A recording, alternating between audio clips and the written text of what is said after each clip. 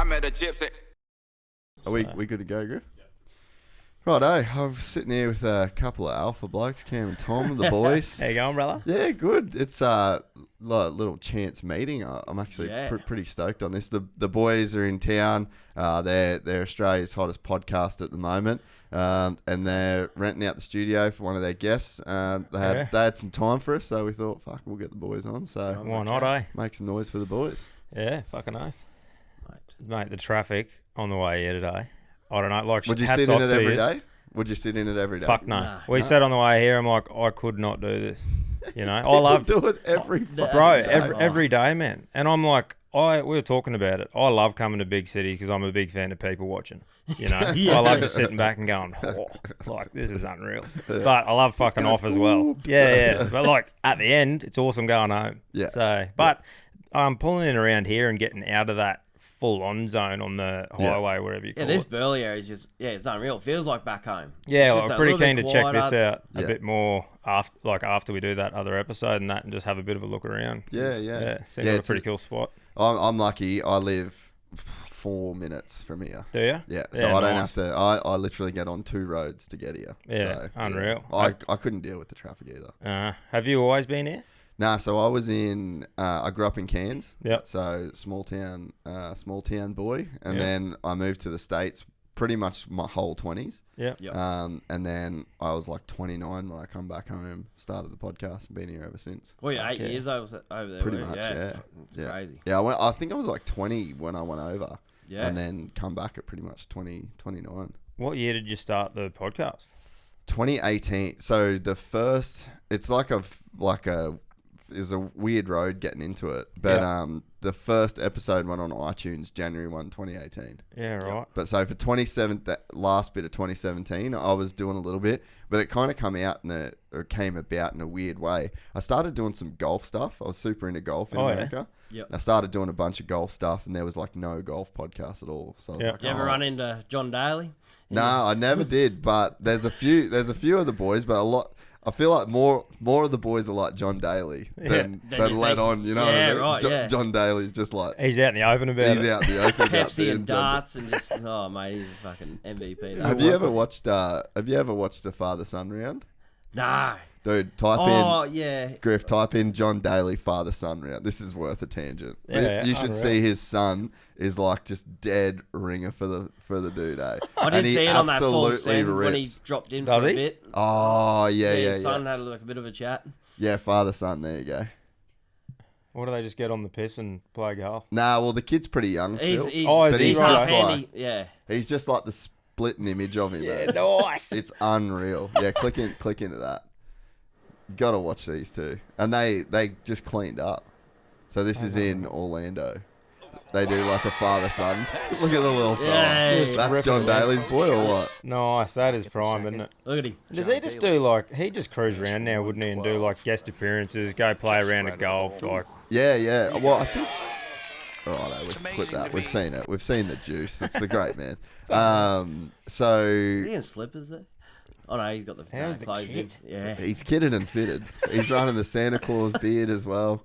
He is a fucking G, that dude. I reckon. He can sink of some piss, the bloke. Oh, sink some piss for sure. Yeah, he still plays on the senior tour, I'm pretty sure. So he's still like a championship level golfer. That's sick. And I think he like sells merch in fucking car parks and shit like that. Bro, I fucking looked up his net worth a while ago because I was thinking, he'd be 50 mil or whatever. I think it's like 2 million because he just drills gambling. Like, I don't know if he still does. Heavy, man. Bro, yeah. Like hearing a couple of those podcasts and that of his gambling, some of those stories, you just go, holy fuck. Like, dude. There's guys like, over there, just gambling on golf and sport in general is just fucking huge. Yeah. But like, I've played golf where guys have been betting like thousands a hole. Wow. Just all day. They just get fucking drunk. And it'd been just normal to them though, wouldn't it? Like, as in for us that don't really get into it, it's like, wow. But for them, like, we're keen to go to the casino later, and I just can't wait to have a walk around and just watch people go, holy fuck. You'll see so many Chinese people getting just pounding it. For it, eh? It's crazy. I remember going to the casino in Hong Kong, mate. That was just next level. Yeah. They were all just flying out from wherever. Yeah. Holy. Have you? And that marina there was just... I've never actually been like out and about in Hong Kong. I've only ever flown in there. Never been there, eh? No, Wild joint. Yeah, it was a bit different. Like, obviously, he's getting harassed with all the old suits and stuff along the street. Like, a bit more full on than Bali or Thailand when you're getting hassled. Yeah. But, mate, the food was unreal.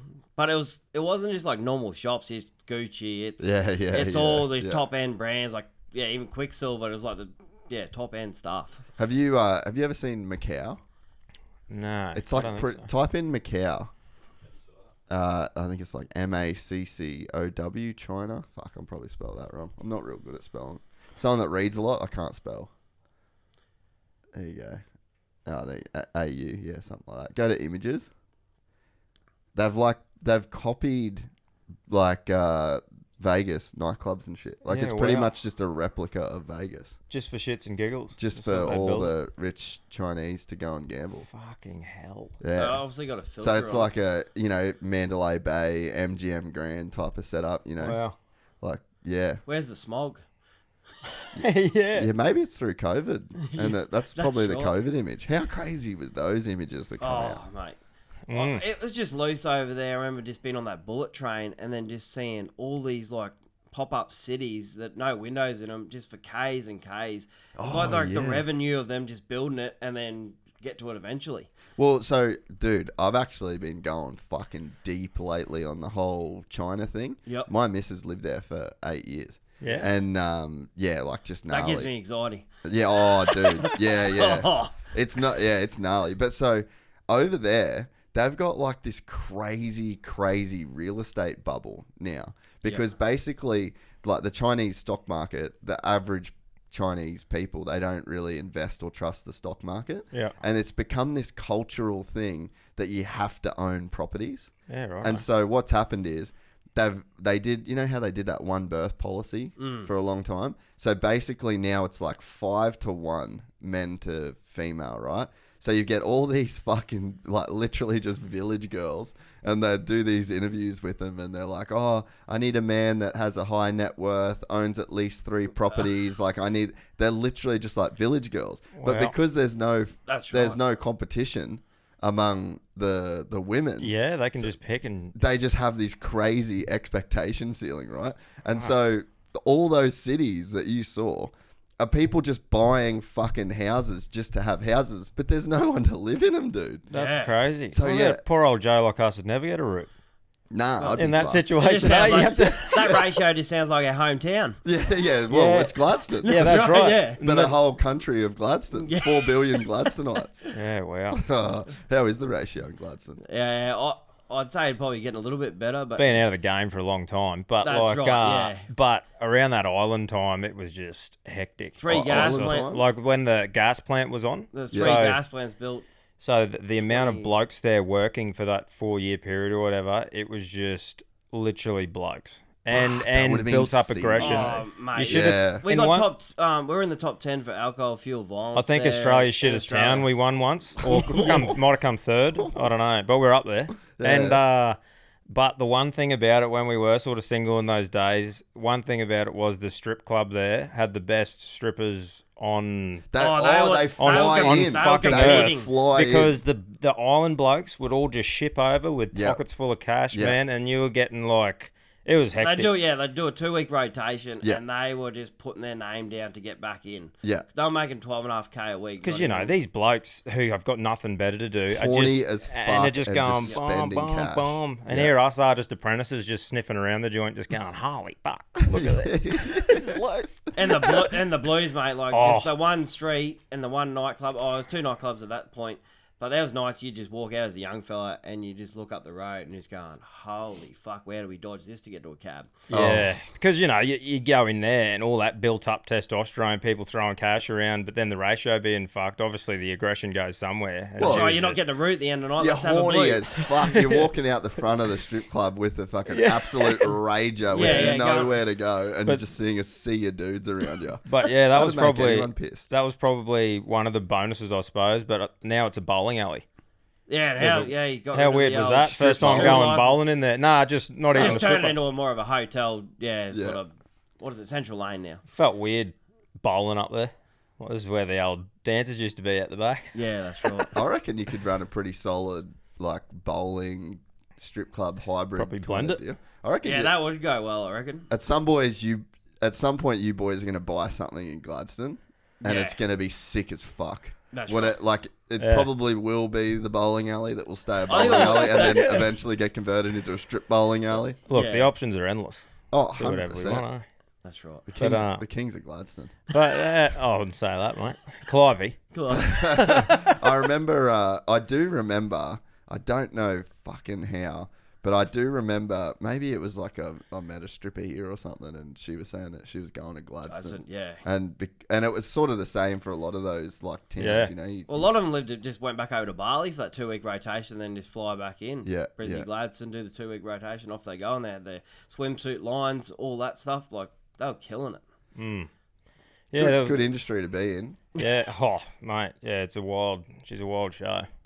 But, so anyway, I started that in 2018 when I got back here. So nice. Fucking carried on with it to now. Sweet. It would have been wild starting then with it wouldn't have been much to go off, would there? Like, are you the OG of like Australia? Was there many podcasts around in Australia? There would have been for sure. Yeah. I was sort of looking at. I think I got lucky in the sense of being in America for so long. Like I was watching Rogan in 2012. Yeah. Wow. Yeah. So like probably in the like couple hundred episodes. So I actually never really listened to any other podcasts. So I just thought that's what. Pretty much. I was like, I just found a good podcast to listen to. I thought that's what everyone did. Yep. And then, when I just come back here, I was like, no one really does that in Australia. But then it sort of ended up going a bit more into like the motocross kind of world, just because that's your passion. That's where I come from. Yep. I definitely I want to diversify. I mean, I talk to anyone, but I would like to have more of a balance, but I sort of feel like the moto thing was probably like the way to make it financially. Yeah, bro. Good niche market that you know, and then your listeners get around it too because they know what they're getting. And it's something that... And you've covered heaps of I've been following you since hard 2019, like Ryan Hipwood, Jeff Weatherall. Yeah, wow. Yeah, like I still remember. I said to Tom on the way down. I still remember when you had fuck his last name up, but he owns that combat center. Miles. Miles Mukey. Yeah. Yeah, I remember. Still was said to Tom where I was hosing. Listening to that, going, I need to do something with me life just from that business chat. No shit. Yeah, it was just crazy, mate.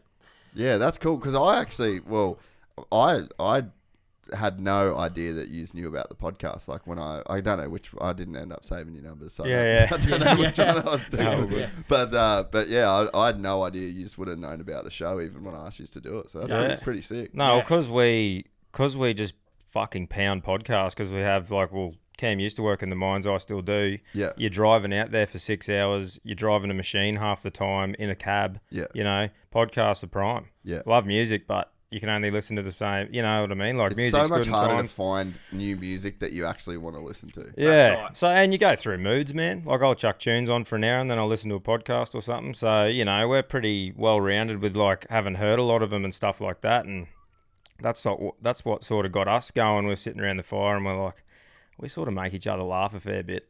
And we can talk shit. Yeah. So, why don't we just give it a go? Yeah. And then, just fucking started it. And it's sort of, I suppose... You're finding that target audience that listen to podcasts, so miners, truck drivers, farmers, have got the time to listen to it, and then you relate to them. Yeah. And, it's just, we definitely found that niche market of people that are listening to them. Yeah.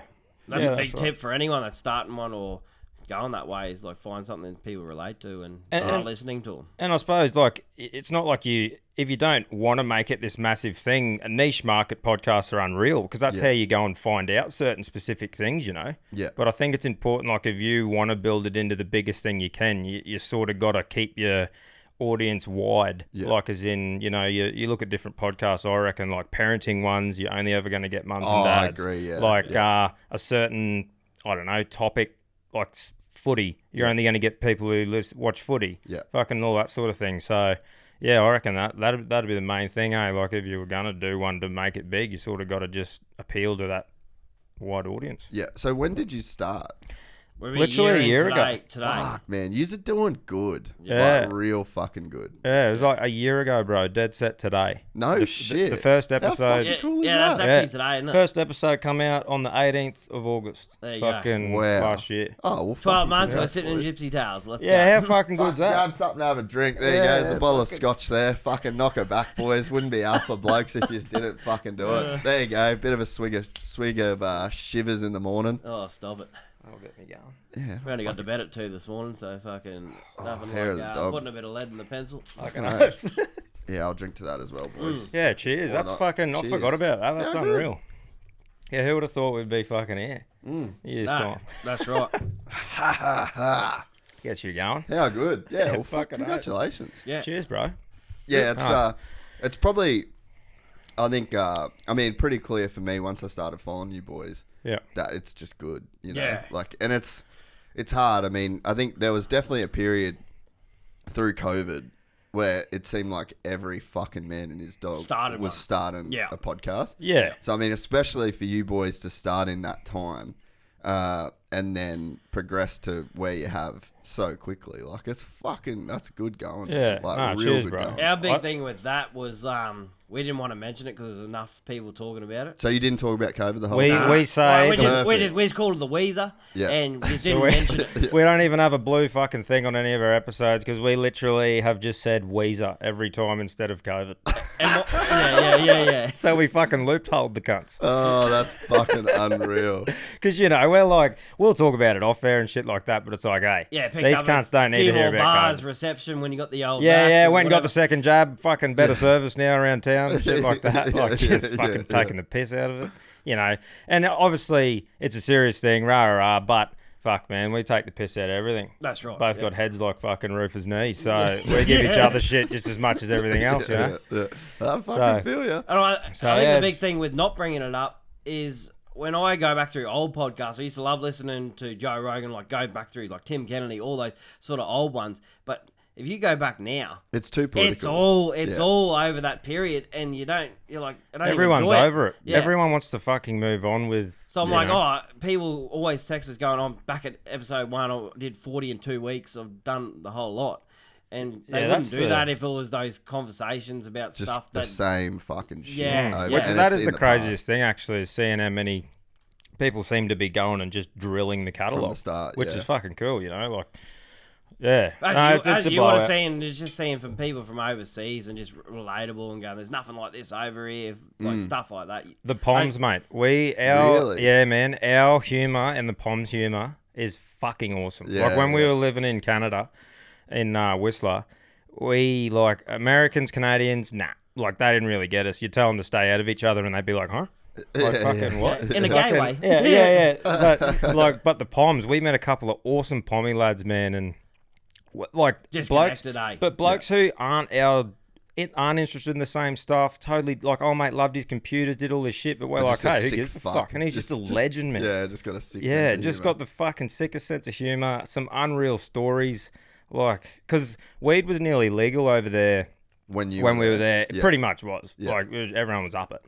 But he, like, had these mad stories about, like, him and, like, 10 others or something, they'd be, like, dressed up in these tinnies and go across this lake, and they were like in this forest for like 2 months trimming quad bike and then into the tinny. trimming for this dude that'd be like sold to dispensaries on the down low and shit, and we'd be Yeah. talking to this dude like, how fucking sick's this? And then he'd have this Afghan kush. It's like, fucking get that in you.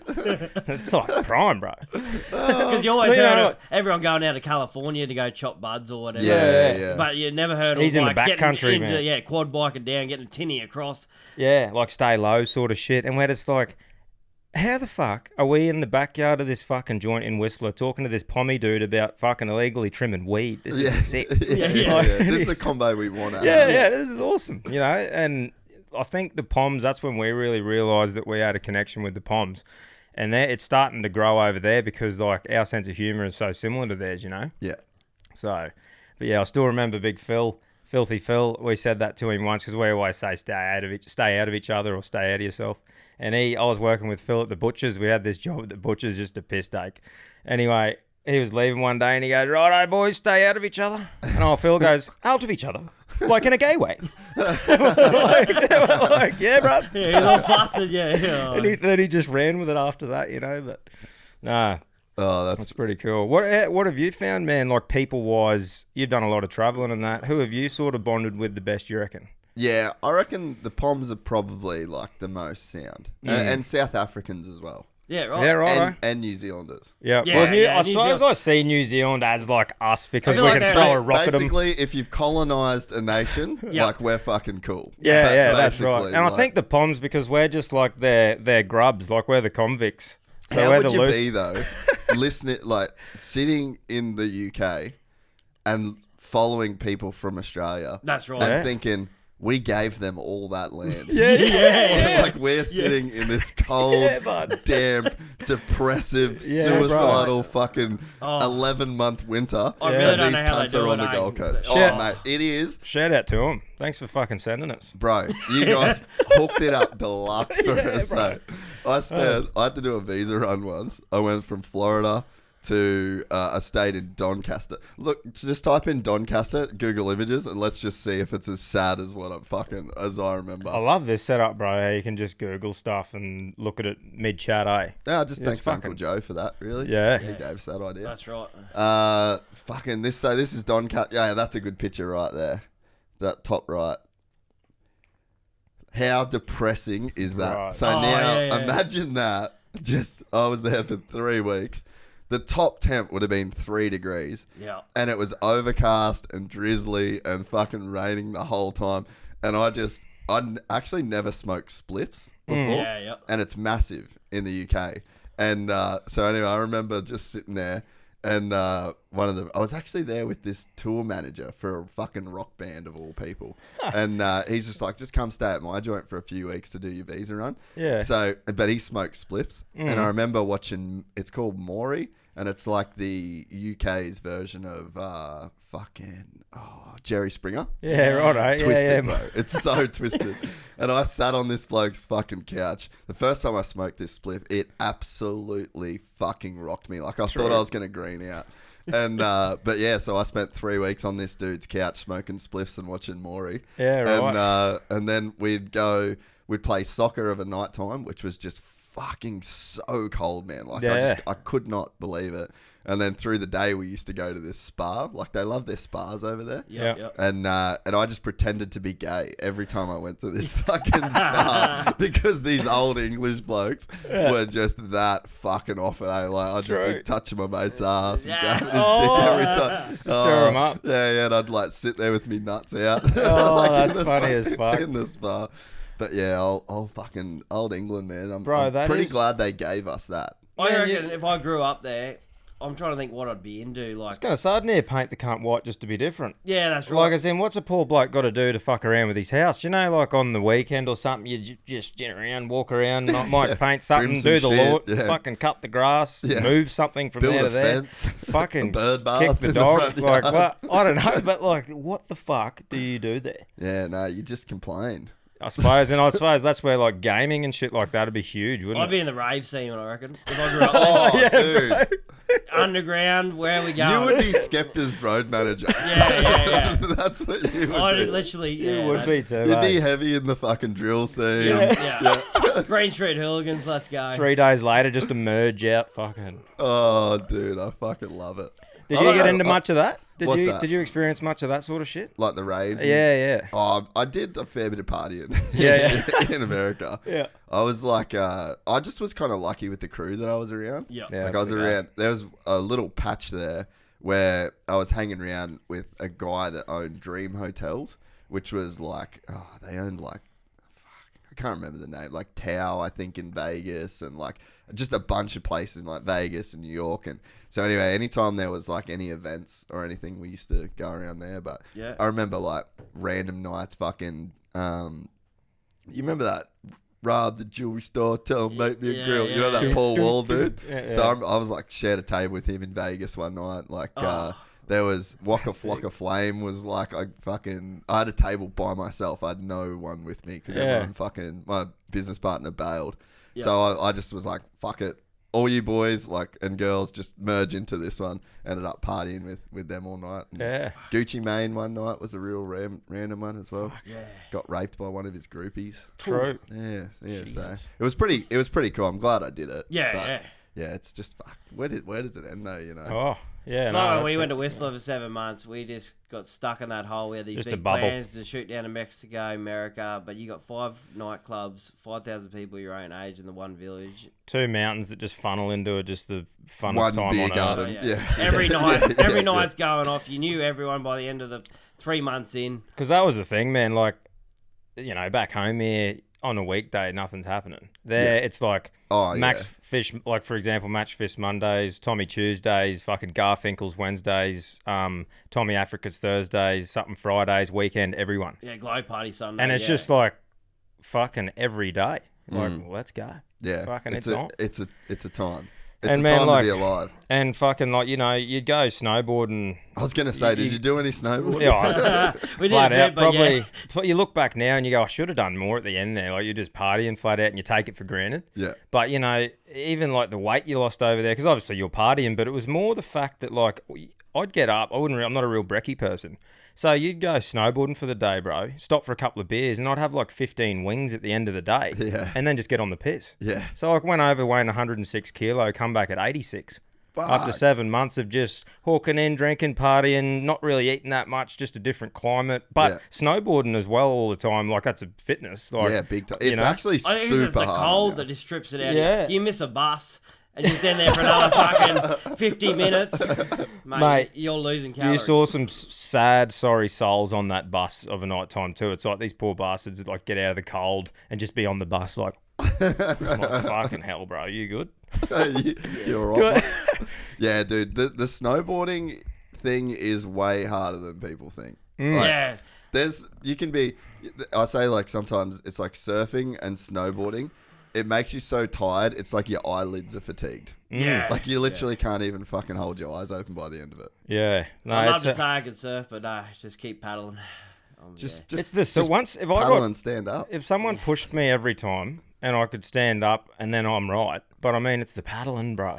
Yeah. Oh, it's that muscle memory of just your shoulders working. Yeah, like you see some blokes, like you'll see an old... Like we're talking Agnes when you maybe get 3 foot. Yeah. Like it's an hour and a half for us to go for a surf. Oh, would that be the closest wave? That'd be the closest wave. Yeah, right. And I've actually got a house at Agnes. Yeah, right. Yeah. Agnes Waters. Yeah. Agnes Waters. I don't know that I've ever been there. Haven't you? It's a nice spot, bro. It's pretty cruisy. He's got 1770 just like 5 kilometres away. Yeah, it's sort of like you got a surf beach and then a real calm one. Like, yeah, it's a good spot. But what impresses me with the surfing, like, not unfit, not fit, whatever, but you can think I'm pretty good at most things, but like with surfing for me, you see this old bloke who's just been ripping cones for 50 years and he's just been on the Dahl since 1971. Just pumps out there and I'm like, bro, I'm rooted. Like my shoulders are fucked. How are you doing that? Oh, it's a muscle. It's a whole like game day fitness. And then us trying to get into it up there.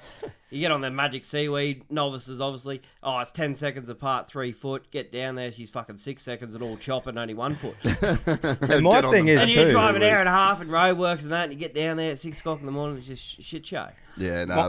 That's what makes surfing so fucking hard. And then if you think about like the total time you spend on a wave, it's like 6 seconds. Yeah. So if you surf every day in a week, you might spend a minute surfing. Bro, and my biggest thing is that it's all well and good, all this stuff, and get out there and practice. But on a good day, there's fucking hundreds of people out there. Oh. How the fuck do I know when to get on a wave? I'm going to get chopped off, probably choked out by a brazo, like fucking, you know, what the fuck? I don't know what's going on. That'd be loose here, I reckon. I'll just take me boogie board, mate, and fuck off up the beach. I'll go and drag me dick somewhere else. Yeah, that's right. I'd hate to cut one off here. I'd just get wrapped up on the fucking beach. Yeah. I love watching blokes shred. Like, it's awesome watching good surfers, though. Like, it's awesome. It's crazy here, man. Yeah. Like, would be. It here is fucking ridiculous. And when I was in California, that's where I started surfing, because growing up in Cairns, there was no surf. No. So I actually started when I lived in Huntington. Oh, yeah. And I remember coming back home for the first time to surf, and I just could not believe how many motherfuckers were that good at surfing. Yeah. I was like, are you on the world tour, cunt? And the dude's like 8. And Bro, I'm have you seen Fisher? Well, you're not. No, you're not. Yeah, you fucking rips. Have you seen him shred on that dick board? Oh, yeah. That was the funniest thing. Yeah, He's just charging along the beach with that dick board. He's got the sickest style. Yeah, he shreds, Like, fucking... I wonder how far he actually got. I don't know. He was on the QS, I think. I think, he was QS sort of level guy. But he always... Dude, I remember...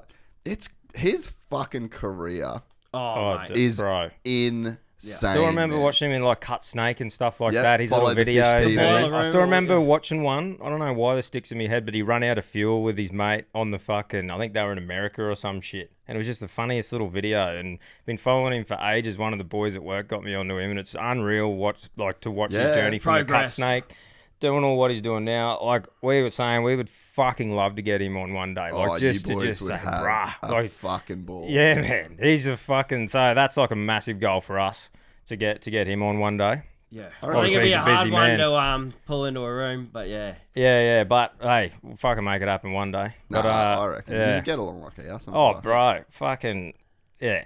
It's the same sort of humour, mate. It's I just love it when he's stoned or something. Just like that cackle, bro, that he does. That is just like no one else can do that. No, he's like, some people have that. Yeah, just a performer, mate. Just everyone gets around him. Just one of those blokes who walks into a room and everyone's just like as in watching him. Yeah. Like as in this bloke just has that thing. Yeah, where he's got an aura. Yeah, bro, and it's just like that bloke makes everyone's day better. Yeah. So if you listen to mate. Yeah. Reach out, bro. You'll get him on at some point, I reckon. Yeah, man. Sure. And that's the thing with it too. I think the way we're sort of looking at it, and it's all like we can't wait to get really big guests on and stuff like that. But I think the way to look at it is we've sort of got where we are, just being ourselves, and we'll just slowly fucking when we start, networking like with yourself, meeting you, a few other people, we'll meet different people through different things, and things will happen, bro. Yeah. And like I think moving forward, like our guest episodes that we'll do will be like a bonus episode, so it's sort of like if it happens, it happens. Just go. We've still got our thing. Yeah, it's happening every week. That's right. But no, it's we're loving it, man. It's honestly just blows you away, like seeing something that you just go, right, let's just fucking give it a go. Yeah. Because we've always talked about, like, as you do, sitting around a fire with a mate, just talk about what you should be doing, solve fucking 300 of the world's issues, and then you don't remember it the next day. But it's good actually just saying, fuck it, let's just give it a go. Yeah. Forked out a bit of coin, to get it going. And, it's fucking awesome, mate. Yeah, well, I just think to be a year in and to not have any background of, like media and all that sort of stuff, it's so impressive. And, like, I guess what I was saying before is that I was just lucky that I did the video production, and my whole thing with it was, I was like, man, I just feel like if I make like the best quality podcast in terms of visual and audio and I could nail that bit, and then at least when I got guests coming on, I'm giving them something of value. Like giving them a chance to tell their story, and then they get assets to share. So that was like my kind of thing. And I always would think about because I've had heaps of people come and like I've rent the studio, and I like always try and help people do it. Yeah. And I always watch. I'm like, fuck, that would be hard. Like, it's hard for me, and I know how to do all this shit. So for boys like yourself to just go fucking balls deep. My missus just had to show me how. I use her old Mac, and she just showed me how to fucking edit. And pretty much from the start, we had everything ready to go on the Rodecaster and did not have one break. Like, we've only just sort of started to figure out how to like pause shit and edit it properly. Like, we were just like, fuck, I don't know how to edit, so this is it. And we just talk shit for fucking 2 hours and go, that'll do. Yeah. And early days having domestics in the cars because we couldn't get internet, and I was blind as fuck, hungover, and just the fights you'd have and going, what are we doing this for? And it's funny. Yeah, that's right. But, I think the biggest thing with us is, though, we use it as an excuse to have a beer together and talk shit. Yeah. So that's the best part about it all, is that from the start, we're like, I don't care if no one listens or if fucking a million people do. Yeah. This is something that we have done to make sure we get to spend a bit of time together, have a beer and fucking talk shit and just have a laugh with everyone. Yeah. Well, I think that's like the most kind of important thing about doing a podcast or like doing anything is you got to have like real genuine intentions with it. 100%. And I think that if you've got those intentions, then you can get through the real hard shit. And I think for me, I always I was always, I'll like blow myself out. Like in my 20s, I was always the guy that was like, I'm going to do this. I'm going to do, like I was doing shit, but I was always telling people what I was going to do next. Mm. And I was like never fucking delivering on it. Yeah. Because there was just like nothing to keep you accountable. And now like I look back on it, I'm like reverse engineered it in my head. I was almost like looking for someone to hold me accountable to like the things that I said I was going to do. And I can't. No one really gave a fuck, which like they shouldn't give a fuck. You know what I mean? Like so. But then I started doing the podcast, and then you start talking to 1,000 people, and then all right, I've said I'm going to do something, and then I've said to 1,000 people I'm going to do it. So then there was like this forced accountability, and then it's like I try and bring my best self to the podcast when I do it, and then it's like. At times when I'm not doing the podcast, I'm not that best self. I'm a fucking loser piece of shit sometimes. And then so like always having a reference and always kind of, to me, that was the biggest thing. So when the show was making no money, when I was broke as fuck, like all that sort of stuff, I just had this, it was like a place to keep me accountable. And I kept coming back every single week. And then you end up, becoming the group that listen to you, like you end up becoming accountable to those people, and you don't want to let them down. And that's right. You just kind of get into a good habit. And now I've gone from being the guy that fucking said what I was going to do to now, like I'll have a show that's recorded with like someone that I know people will just freak out. I don't post pictures. I don't post teasers. I don't give a fuck. I just want to be the guy that just like does shit without even saying it now. So for me, that's what I held on to. Like, so that's like the version of you boys getting together and having a beer. So I think that if you've got that, like something that you can anchor to that doesn't that doesn't matter about numbers, how many people are watching, if people give a fuck. Like if you've just got that real tangible thing that makes you better as a person and that's attached to it, then I think that's how you succeed. And mate, that's a problem. Since like growing up, I always had, you always hear people say, do what you love. Like, do what you love. And I always thought, what the fuck do I love? Like, what the fuck am I doing that I love that I'm going to get paid for? And, like, for years, like, got an apprenticeship because, we're in an industrial town. I've never been passionate about it. While I'm there, it's sweet. Like, enjoy my job and that at the moment. But you can't say I fucking love it, and then because I always used to hear him and say, what a carry on, like fucking not every cunt can just do what they love. Work sucks, bro. And now here's it's called work for a reason. That's right. If it was called fun, you'd know what you were getting into. But anyway, here's this opportunity that's coming up now that we're sort of taking our time working our way through, and there's a potential that this can be our fucking job. It will be 100%. And bro, and I go, I'm doing what I love, talking shit. How good. Having a beer with me, mate, talking shit. You're just doing your talent. Just what I was put on the earth for. It's crazy.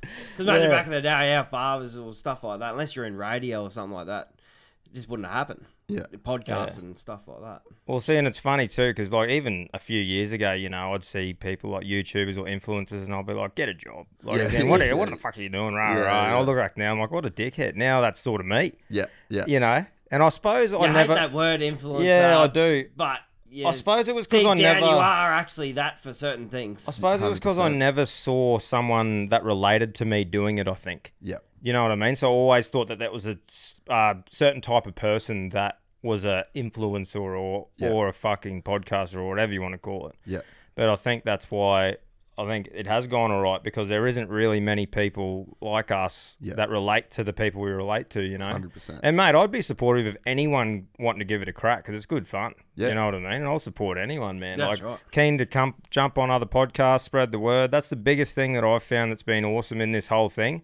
It's not like a competition where everyone's battling and off that person and off this person. It's like there's plenty of hours in a week, bro, to listen to a fucking podcast. So, it's good. It's got to bring everyone up. That's what I reckon.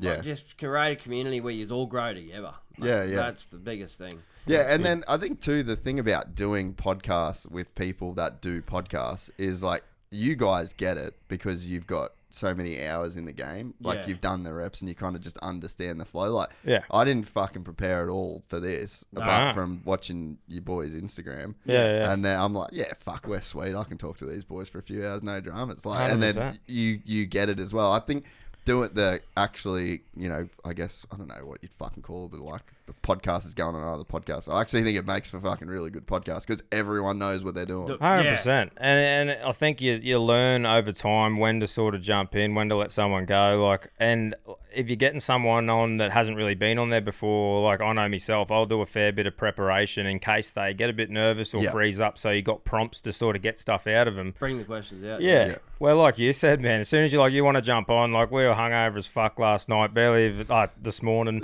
barely even talked about it, but we're like, fuck, we'll be right, bro. Just fucking jump in there and have a good chat. Like, fucking get on another yarn. Yeah. Yeah, I think so it's definitely just impressive what you guys have done from nothing, and it's cool. Like, and I mean, after this we'll talk a bunch about all the other shit, but I think he's massive future. Like, it's just so cool to tap into just two good Aussie fucking blokes, and there's that many of yous out there. And it's like, you just get to do you essentially. Just be yourself. Yeah, that's one of the best things about that carry on line. We're providing something for those boys that have had these jokes or stories for their whole life. They've never had an audience. They've never had a platform to spin that yarn, and they just froth it. They fucking love it. Like that bloke who's at the corner of the local pub just drilling everyone's ears with the same joke. They've all heard it. They're off him, but it's the best joke on earth. But he's only told it to 4 cunts his whole life in the middle of Australia. So here he is, gets Everyone to ring the carry-on line. Broken Hill has heard that joke. Yeah, that's right. But here we go. Like, because in my opinion, old larrikin Aussie fucking rough nuts are like the funniest humans on the face of the earth. 100%.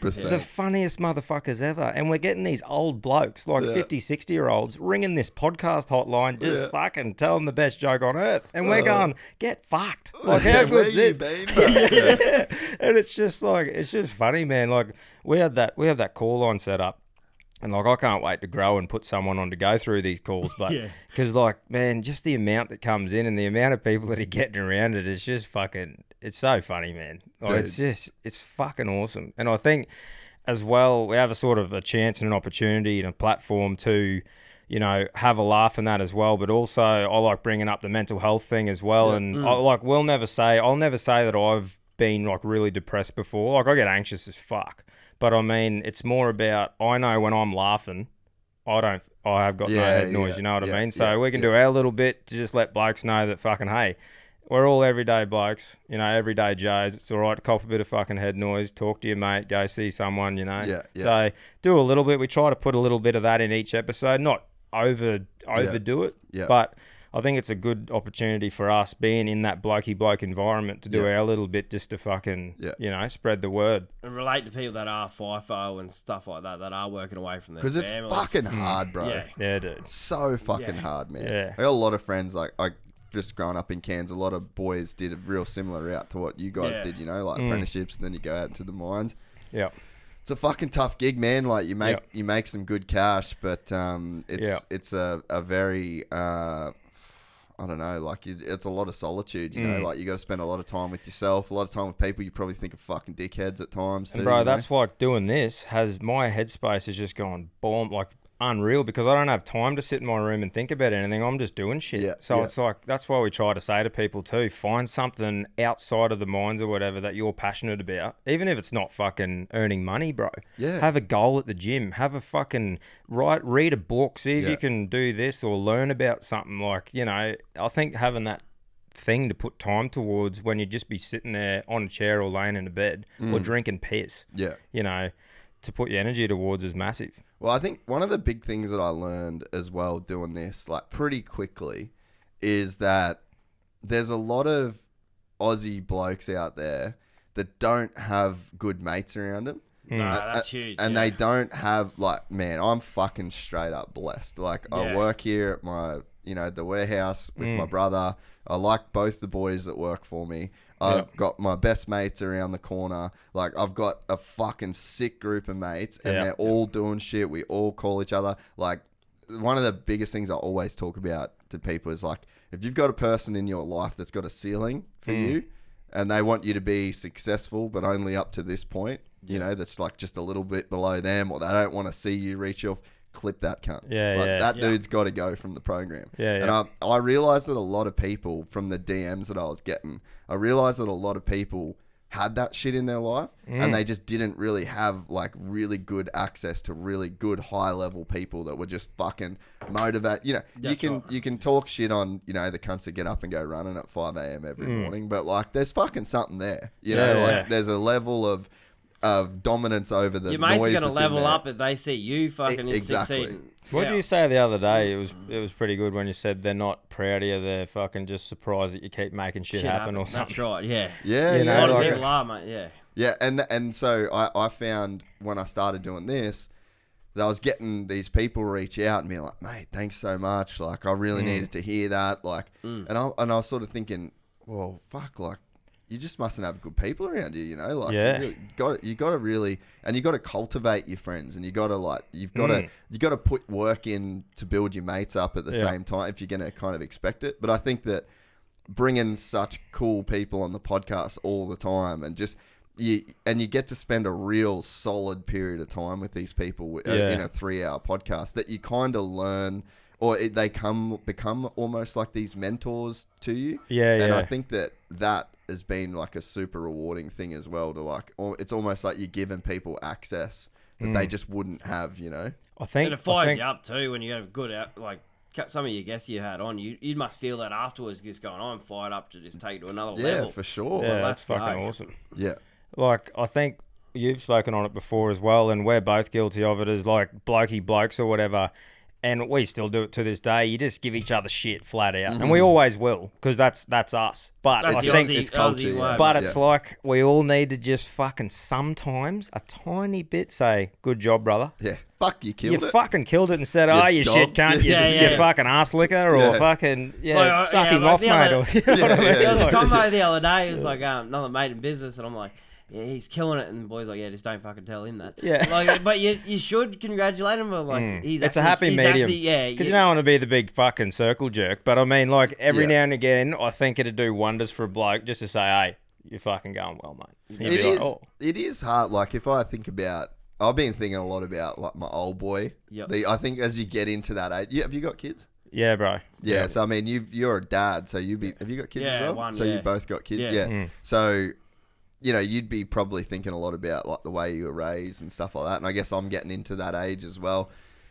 And like, I think about like, fuck, who was telling my dad that he was fucking doing a good job? That's right. You know, like the poor cunt went to work at a job he fucking hated. Yeah, man. Like I was talking to my brother about it the other day. That's the reason I just fucking never got a job.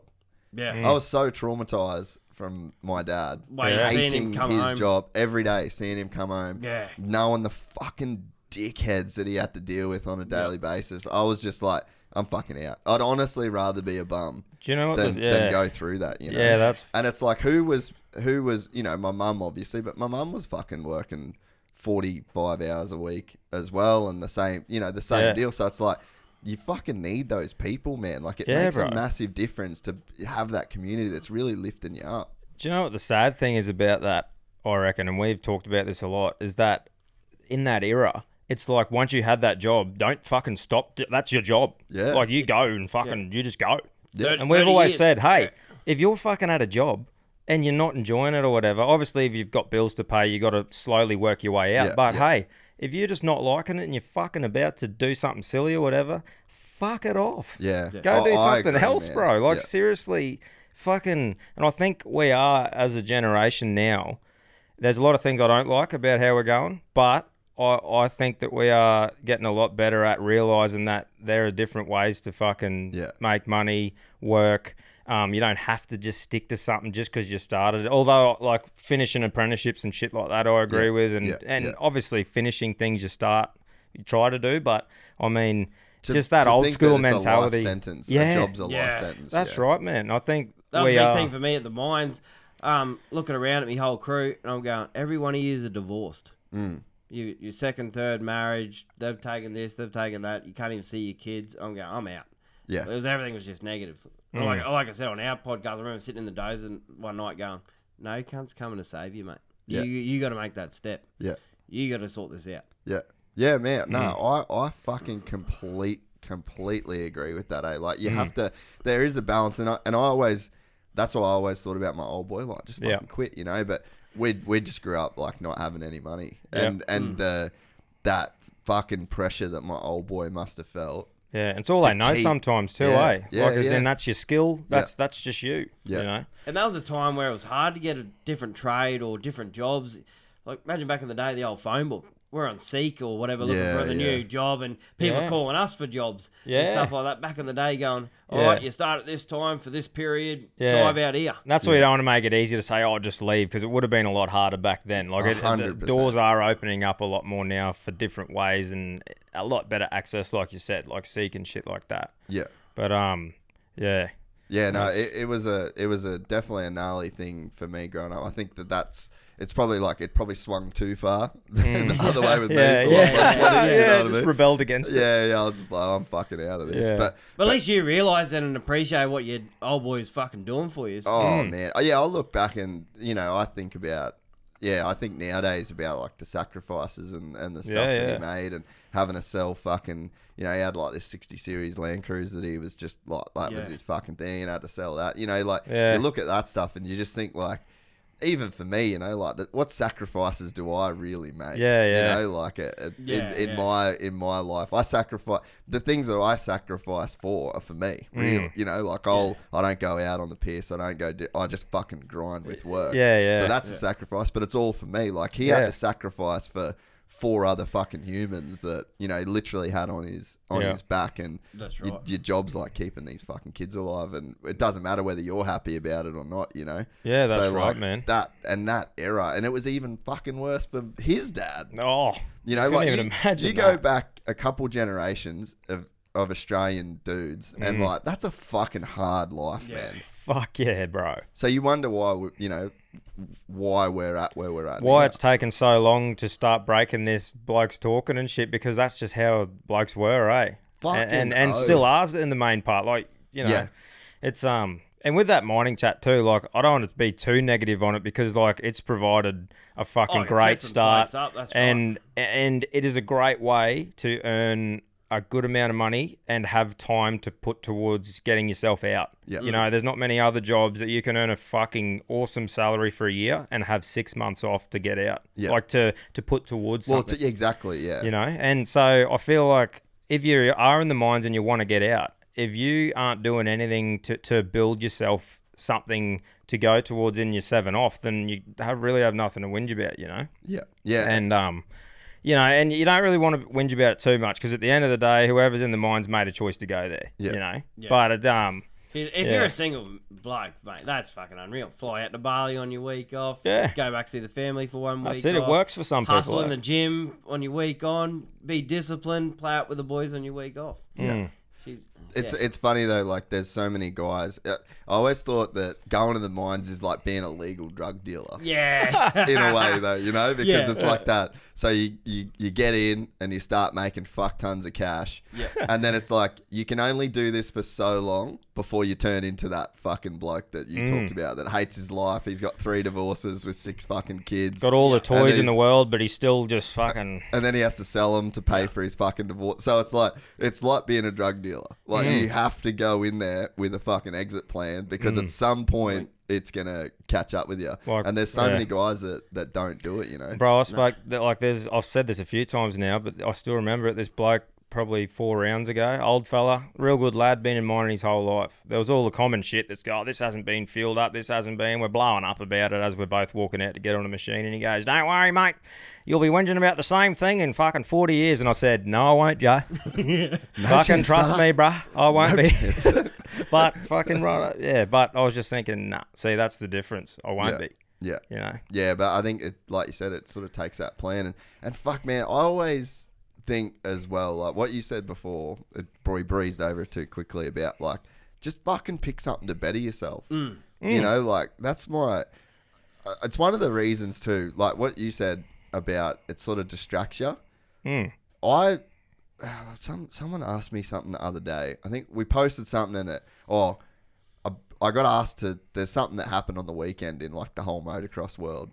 And I'm getting all these messages like, "Are you going to speak on it? You're going to speak?" And I'm like, yeah, but I don't fucking want to, because like then the shit that you've got to like deal with for like the next, because I have like the opposite opinion of the entire fucking internet. So it's like I know what's going to happen when I put it out. But it's like I actually, and then we were talking about, like, oh, does it fuck with your head, that sort of stuff with the podcast these days because it is so many people. Yeah. And I was just like, honestly, I don't have time. Nah, Like, I just don't have time to give a fuck. And it's like, I'm doing jiu-jitsu, I'm fucking reading, I'm trying to go to the gym as well as go to jiu-jitsu, I'm trying to fucking race my motorbike, I've got a relationship that I've got to put into. It's like, I honestly don't have time to give a fuck about, like, the things that you would say that are, like, negative in your life. Yeah. And I think that it's, like, I've always, I'd say this is one of, like, the lucky parts of my life. I've always been able to get obsessed with shit. Yeah. And I just think that, to me, that's always, like, the most clear answer. Because as soon as there's, like, shit that starts fucking with my head, mate, I'm just going balls deep into, like, jiu-jitsu, or I'm reading a book, or I'm doing some research, or I'm, like, figuring out a way to make the podcast better. If you've got these, I call them just, like, net positives. Like, if there's something that after grinding through is going to give, like, a net positive result to your life, and then I think you only need a few of them, man. Yeah, bro. Like, you actually don't need to look that far to figure out a bunch of shit that you could do that could keep you, like, real busy and pretty happy while you're doing it. That's the secret, to depression. And if you're down, just fucking stay busy. Find something. Keep moving forward. Like, you hit the nail on the head before. Like, for me personally, like, you see these blokes who are so motivated with the gym, right, and physical fitness and stuff. I've never been self-motivated for it. Like, I've gone for a few months and then I'd sort of die off, and I've just never had that fire in me. And when I'm there, I'm not really enjoying it that much, like sometimes, but it's weird. Now I'm focusing on building the podcast, putting content together, clipping videos, keep building.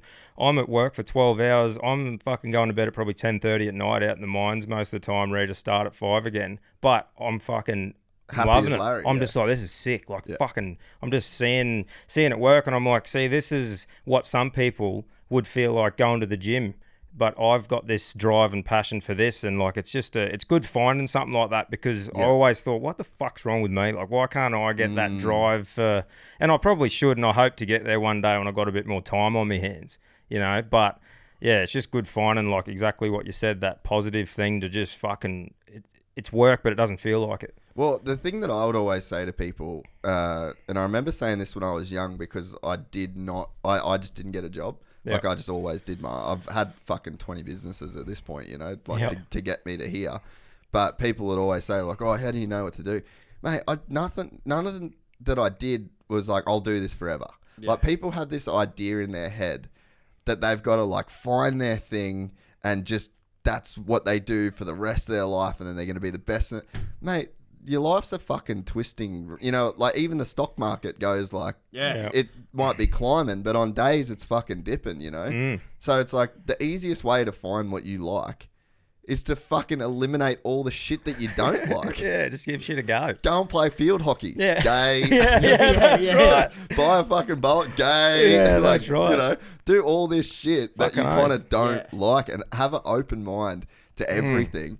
And then you might just end up going like, mate, I'm a fucking G of a bowler. Yeah, that's right. I've just got this natural flick of the wrist. I fucking knock down 10 of those bastards every time I throw it. Yeah, I'm a fucking weapon at this. Yeah, that's right. You know, so, like, it's just literally a process of elimination. Like, the chances of you finding the thing, like, day one that you love and are going to do is, like, statistically very fucking low. Exactly. So just, like, make your odds better by trying fucking heaps of shit. Yeah, exactly, bro. And we've had a few people message us saying, hey, lads, I've just moved to a new town. I don't have any mates. Like, what can I do? And that's like, just go, like, I don't know, do you have... It's a hard question to answer if you don't know what they're into and that, but it's like, bro, if you're into fucking sports, go have a run around with the club. If you're into fishing, fucking go down to join that thing, you know, get around, have a drink, or, it's fucking...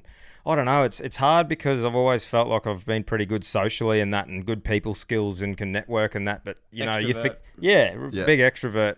But you forget that other people are skillful in other ways, but really lack that sort of side. And I suppose because I've always understood it, I felt like I have. Yeah. You don't understand other people's things, and you know, just everyone's fucking different, eh? Yeah. But I just think it comes down to just trying a bunch of shit. And I mean, like, for me, with, like, my friends are from jiu-jitsu and motocross. Yeah. You know, I don't have to go too far. Yeah. I don't need to find new mates. Like, there's people that I'm just around. Yeah, you're happy all the time. You know, doing that thing, and you know, like, and I even think with my mum, you know, like, they moved from Cairns, like, they don't have a lot of friends here. They've been here for years now, but I'm like, go to fucking yoga. Yeah, like, and there's something that, like, people are kind of good at or built for in a sense too. You know what I mean? Like, I'm not gonna go play footy. I'm just gonna get fucking drilled. Yeah. You know what I mean? No, But like, my mum's like, athletic, go do yoga. Like, go do something that, you know, and then if you start liking it, and then there's other people that like it, you now like the same thing. So you've just got this, like, common ground to kind of stand on, you know? I think something that would be very hard that I look over a fair bit is, say, because a lot of farmers and that sort of thing listen to our show on that. And if you were born into a farm, right, you're the only son or whatever, that's you. Like, you keep the generations going. That'd be pretty hard, like, as in to just... It's not as easy as, like we were talking about before. Just leave if you don't like it, like cop and drought and that. That'd be fucking hard because your whole family's like, that's you. Like, you don't really have a choice. Yeah, you know. Yeah. So those guys, I suppose, thinking about it, probably couldn't relate to what we were talking about before because they're like, hey, if I fucking just don't feel like doing this, what 3 generations worth of this fucking thing's going down the drain? So fucking shit out of those guys because that'd be some pretty tough times doing that. That's hard, shit. yakka. You know, I did a thing. For Can-Am, I interviewed a bunch of farmers. Yeah. And it was actually really, really interesting to hear them all talk about one of the most satisfying things that they got out of it was just getting up early and seeing the sunrise. It's a little shit. Yeah. And it actually was a really cool thing to hear because of exactly what you said, man. Like, those boys go through the fucking shit, man. There's no one out there. Like, commodity prices going up and down. That's completely got nothing to do with them. They don't get fucking rain. They get wind that blows the, you know, like, all the topsoil away. Like, no hotties running down the beach. And that's still a very much like blokey bloke, you know, that style, you know. Those lads are very hard, man. Yeah. Fucking oath, man. So, yeah, it's that would be a very hard thing to... And then I guess then, though, that's where, you know, it comes back to boys like yourself that are giving people like that positivity, giving them that community, giving them a bit of a laugh. And I think too, like, you know, people can kind of shit on the internet or the social media thing, but I really think that you can build a pretty fucking dope community online and not feel like a weirdo. That you're like, oh yeah, I'm a part of this community. I listen to these podcasts. I got all these boys that I fucking talk to. Like, I think you actually can build a pretty legit community out of that. Yeah, 100%, man. No, it's it is good, and the fact that, like, because you don't want to spruik up and talk yourself up or whatever. Not into that, but going with an ego. It's been awesome the amount of messages that we've got from blokes just saying thanks. Yeah. And you just go, see, that makes everything worth it. Yeah. Every Karen that's fucking cracks the shits about fucking gets offended of some joke we made. Do you have to deal with that a bit? Yeah. It's huge, Yeah, but fuck them. Like I've said before, like, you would have struggled with a bit of it over the years, wouldn't you? Like, and then you got to a point where you just don't look at it anymore. Yeah, I try not to look at it. Sometimes you got to look at criticism. Yeah, bro. Like, I look at it all, but I feel like I've got better at filtering out the ones I do listen to versus don't. Yeah, man, I've just always said, like, I had the thing where I said, to put smiles on dolls, you got to put fucking frowns on clowns, mate. That is so good, dude. So, you know, fuck them. Yeah. Because every sook that is just whinging because they've had a shit day, there's 10 blokes that might have made them get through that next fucking 6 hours of shitty work out on the farm. Yeah. You know? So, fucking nice. So, whatever, bro. It's fucking good. Like, just, there's probably 2-3% that are just those sooky cunts. Yeah. But fuck them. Like, it's just awesome. That's right. 90% positive. Bro, unreal. Probably more. 95% positive. Like, he's got that 5% of just blokes that, or chicks that are just trying to get a little go out of you. Yeah, like, it's funny with the Alpha Blokes thing, right? So you go, it's always a name where you get the blokes, Alpha Blokes. And it's like, look, bro, we're not comparing ourselves to David Goggins. Yeah. That motherfucker is hardcore. When we talk about Alpha Blokes, it's like talking about being the alpha of your own life. Yeah. Like controlling your headspace, controlling your family, your life. You know, you're the alpha of your own fucking domain. Yeah. So that's what we're about, man, and about, you know, promoting up that every sort of day thing. And having a go. Exactly. You know, and that's you don't have to be the fucking best, toughest cunt to be an alpha bloke. Fuck everyone else. It's about you, mate. Like, focus on yourself get your own shit sorted. Run your own race. And that's what, there was a fucking funny comment the other day. Like, I'll just slip one in every now and again. Yeah. Cam's like, it's lucky he's there. Otherwise, I'd be peppering blokes online all the time. Oh, really? Like, don't reply, you mad cunt. Yeah. But I had to hit this bloke the other day. We put a thing on TikTok, and he goes, "Oh, Alpha Blokes," with a heap of laughing faces. I said, "Oh, sorry, brother. If I knew you existed, I would have called it something else." He just got peppered. It was fucking unreal. I'm like, shut up. I do enjoy giving people shit. That actually is like quite a fun thing to do at times. Like if when you've got a good one, a witty quip to come back with. Yeah. So you leave most of them, but every now and again it's like, nah, you're not getting away with that. I've got a good one for you. Yeah, I got you, mate. I got your number coming up right now. Yeah. I laughed at yesterday. We were all in here and Griff's making a thumbnail because like we're with the YouTube stuff. Like you just gotta fucking play the game. Yeah. Like you can't post a video and be like, this is a video clip of me talking about Brian Deegan. Yeah. No cunt will watch that. That's right. You gotta, Bit of clickbait. You got to ham it up, right? Yeah. So bit of mayo. Yeah, fucking oath, mate. Bit of salt, bit of pepper, bit of guac. Fuck, you putting your salt on like this. Yeah. And so we're in there. Griff's like had us in stitches, like because we were like, go harder, make it fucking bigger. Yeah. And there's so many people out there that get so mad that will comment on they're like, fucking clickbait. And it's just like, you're mad and we're in here on a Wednesday arvo at 6:30 fucking pissing ourselves laughing because we're going to get a rise out of you. Yeah. Understand what this is. That's right. Bro, that's funny you say that because when we first started, like I said, I've still got no fucking idea what I'm doing. I'm just stumbling my way through it, doing it on my phone, fail editing. up, brother. Yeah, fail up. But it was just funny. Like, you should have seen. So with, I think, Facebook Reels or whatever, they only go for a minute, but Instagram go for a minute and a half. Yeah. So I just made them on Instagram, put it on Facebook and whatever. Yeah, so it's clipped there. Bro. So there was like 2 clips that missed the punchline of the joke on Facebook. We were like getting death threats, bro. It's like, oh, you waste of space, cunt. I'm like, what are you on about, bro? Listen to the full podcast and if you want to hear the full But then I'd joke. watch it and I'm like, delete that. But I'm like, was it really worth that, cunt? Like that you've gone out of your way to be like, you fucking waste of space. Recreational outrage. Bro. I wonder whether people are addicted to the chemicals that go through their body. Must be, man. They must just get on there and just look for shit, and it's like, oh, fuck you. As soon as they're like calm and mellow, they're like a fucking addict that like needs another hit of something. Just needs to roast someone. Yeah, they're just fucking chasing like the chemicals. Yeah, man. Come from it. But it's I think out of all of them, like, I don't know. I like Instagram myself. I feel like it's more of a.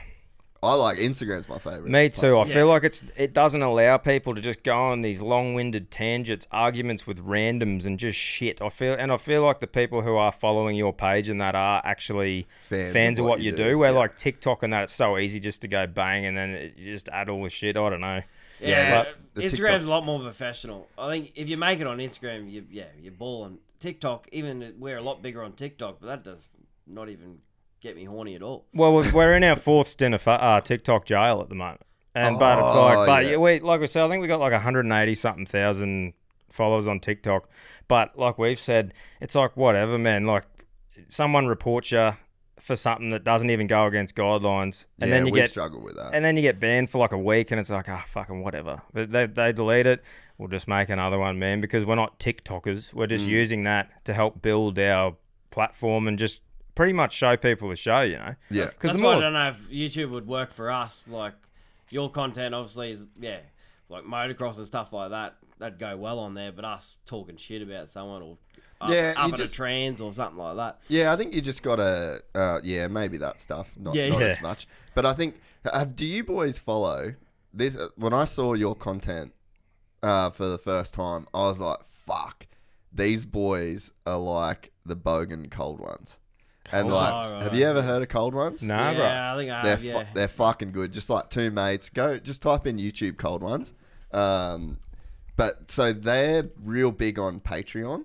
Yep. I don't know if you guys do Patreon or anything like that. This is the next stage, man. I've always kept our video things as highlights, like a teaser sort of thing. And down the track, when we get a griff, and all this shit. Want a griff. Oh, well, a spliff. Like someone, his cousin or something. When we line someone like that up, it'd be a thing like Patreon, a setup for the full uncut We can put what we want on there. That's what you have to do. That's the plan, bro. That's the next stage. 2.46 million subscribers. Oh, these boys are fucking unreal. We won't be able to show their shit probably. Yeah. But so they don't monetize their content on YouTube.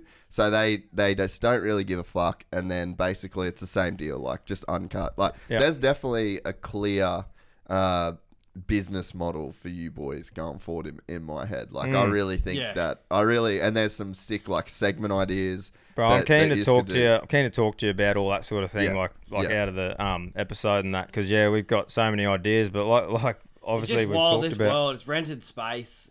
You never know when you're gonna fuck up, and it's just all. Well, gone. that dude, that is so right. So I haven't spoke about it that much, but we're about to do something kind of similar. Yeah. And it's all based around this fact of like, at any point YouTube could pull my content. Yeah. And just delete my channel. Like Steve will do it. I don't know if you're familiar with him. Gone.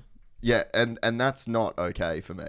No. I've put in, like, we're on plus 300 shows. So 300 3-hour fucking shows. Yeah, like, I've literally dedicated the last 6 years of my life to this. Yeah. And people should not expect that I will just constantly have that on a platform that I have like zero control over, you know? And I think that that's like the next wave for creators is going to be having your community there. And we're in the space of doing like big numbers. Yeah. So you don't need a big conversion to like make enough money to produce your show, to have people that work for it, and just live the way that you kind of want to live. And then you can focus all of your energy into the content. 100%. But it's just like the model of the internet is actually just broken in terms of how it sort of started. Like if you go way back to the start of the internet, then there was no way to pay for things on the internet until PayPal, which kind of came like sort of down the track. Yeah. So the early internet bubble was based around advertising because there was no way you could actually even do a credit card payment. There was no,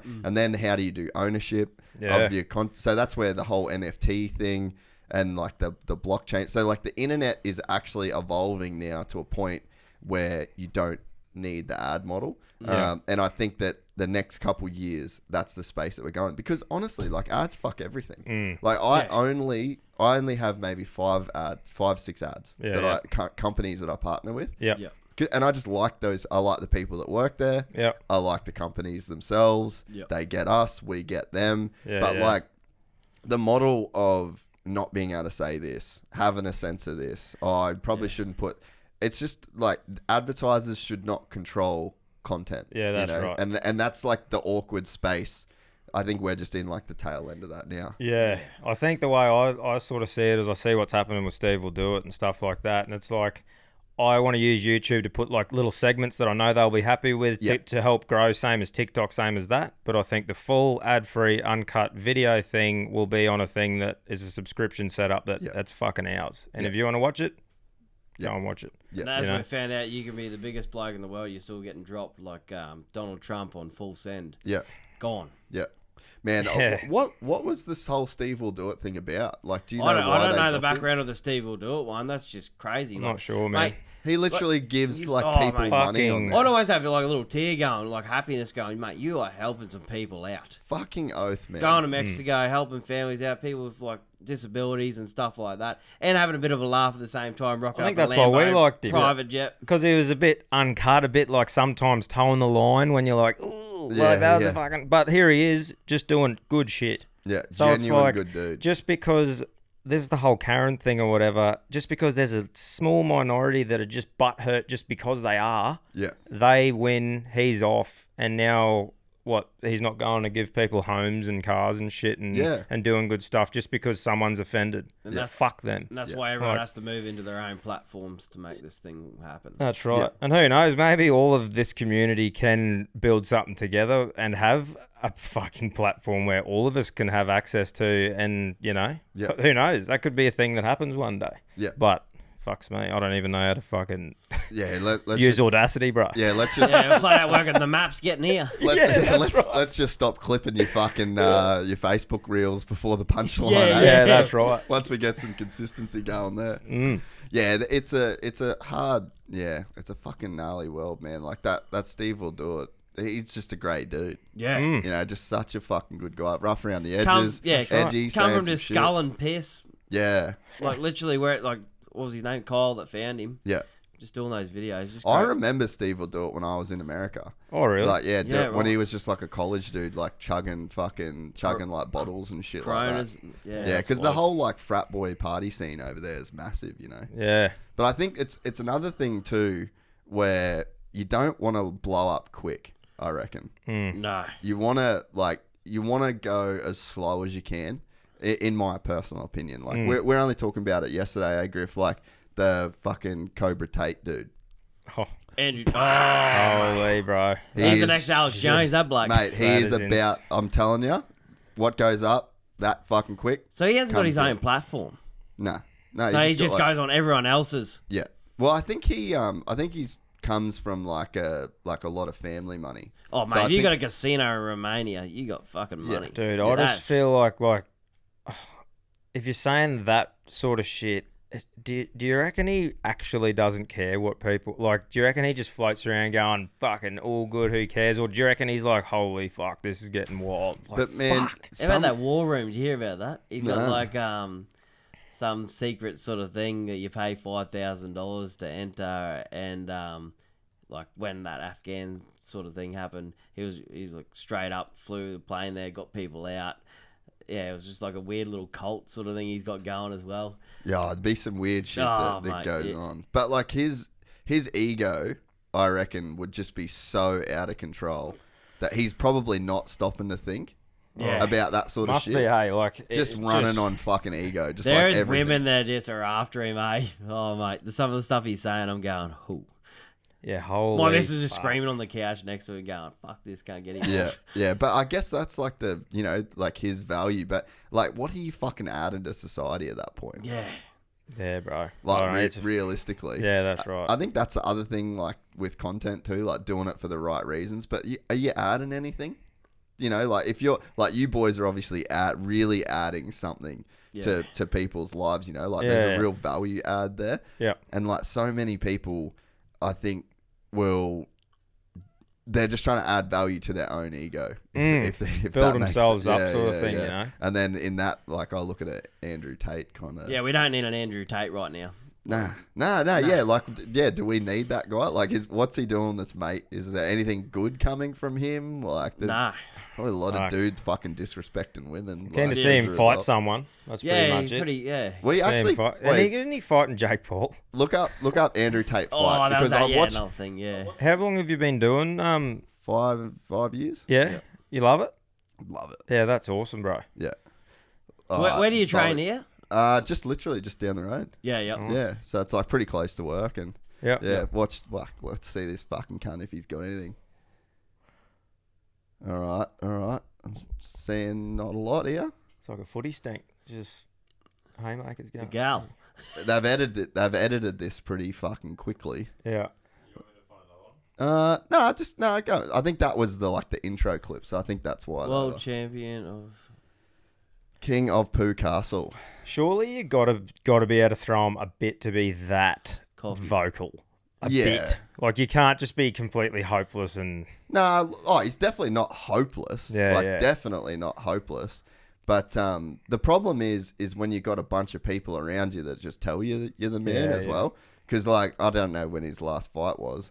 Yeah. But he's probably just got a lot of people around him that are fucking telling him that he's a G, you know. Yeah. And there's a lot of guys that go to Thailand to learn kickboxing as well. Yeah. And then they actually just put him in with legit fucking bums. So you just never know who guys are actually fighting. Yeah, they pull a bloke like me out of the bar and say, "Yeah, fucking whack some gloves on and fight Tate." Dude, legit in Thailand. That's what they fucking do. They've just got all these boys that are just. That was there. a great night. I remember going to it. Yeah, Phuket front row, mate. She was on. Yeah. But they just pull boys out of the front. Well, they've got a pool of guys that just they go, righto, we got some Western dude that's paid to do a 2-week kickboxing camp, and he's his chick's filming it for his Instagram, fucking swing a couple and you know take a fucking dive. Yeah. I don't know. It doesn't look. I don't know. I can't comment because I've never fought, like, done any of that sort of thing. So I can't really say he can or can't. Like, I'm just fucking, But Yeah, I don't know. It'd be interesting, I reckon, now after all this noise to watch him fight, because whenever there's that much pressure on someone to perform, you just can't help but be invested. Like, but everything's just a boxing match now. Like, he's not going to be able to kick him. But still, like, I reckon if you're lipping up that much, it's just like, righto, bro, I'm watching. Sometimes, though, that pressure makes diamonds, eh? Yeah, you've got to, like, build and build and build, like, or you've almost got to back yourself in a corner to where, like, you can't lose, That was a good knockout. I'll give him that. I can just imagine that feeling. He definitely can. He definitely can fight. That was clean. But Wow. yeah, I don't know. I reckon if he fights Logan Paul, he gets fucked up. I reckon. Logan or Jake? Which one are they talking about? Either one, I reckon. Yeah, they're actually good fucking boxers. Those boys. Yeah, I reckon Jake's definitely got some skills. It'd be interesting. I wish he, because his last fight got pulled or something. Yeah, got canned or something. It wasn't really gaining much, as much traction. Was no it? one gives a fuck, I guess. Yeah. But it would have been cool to watch him fight a boxer, Yeah, definitely. Actually have a, like a proper boxing match. But I mean, Woodley, like when he fought Woodley. That's right, he was a killer. Yeah, like he's knocked out a lot of fucking people. Like he knows how to knock people out. Yeah. And people still can't get past that, but yeah. Bro, it's like the footy thing with the fight Australian boxing scene, There's a lot of boxers that and I know where they're coming from. It's just like, hey, these blokes are getting paid all this money to come in and just swing or whatever. But at the end of the day, like, I'm a fan of Australian boxing now. Yeah. And it's because I started watching some of these footy blokes punching on. 100%. And bro, then I saw blokes like Liam Wilson on the undercards. Yeah. Fucking all this stuff. And I'm like, oh, fuck yeah, this bloke goes good. Now I'll sit there and watch an Australian boxing card because of the blokes I saw on that, and it got it going. So have you seen Benny Marnie fight? Oh, I think so. I'm pretty sure. Fucking weapon, that dude. Yeah, there's Goldie boy. Goldie, yeah.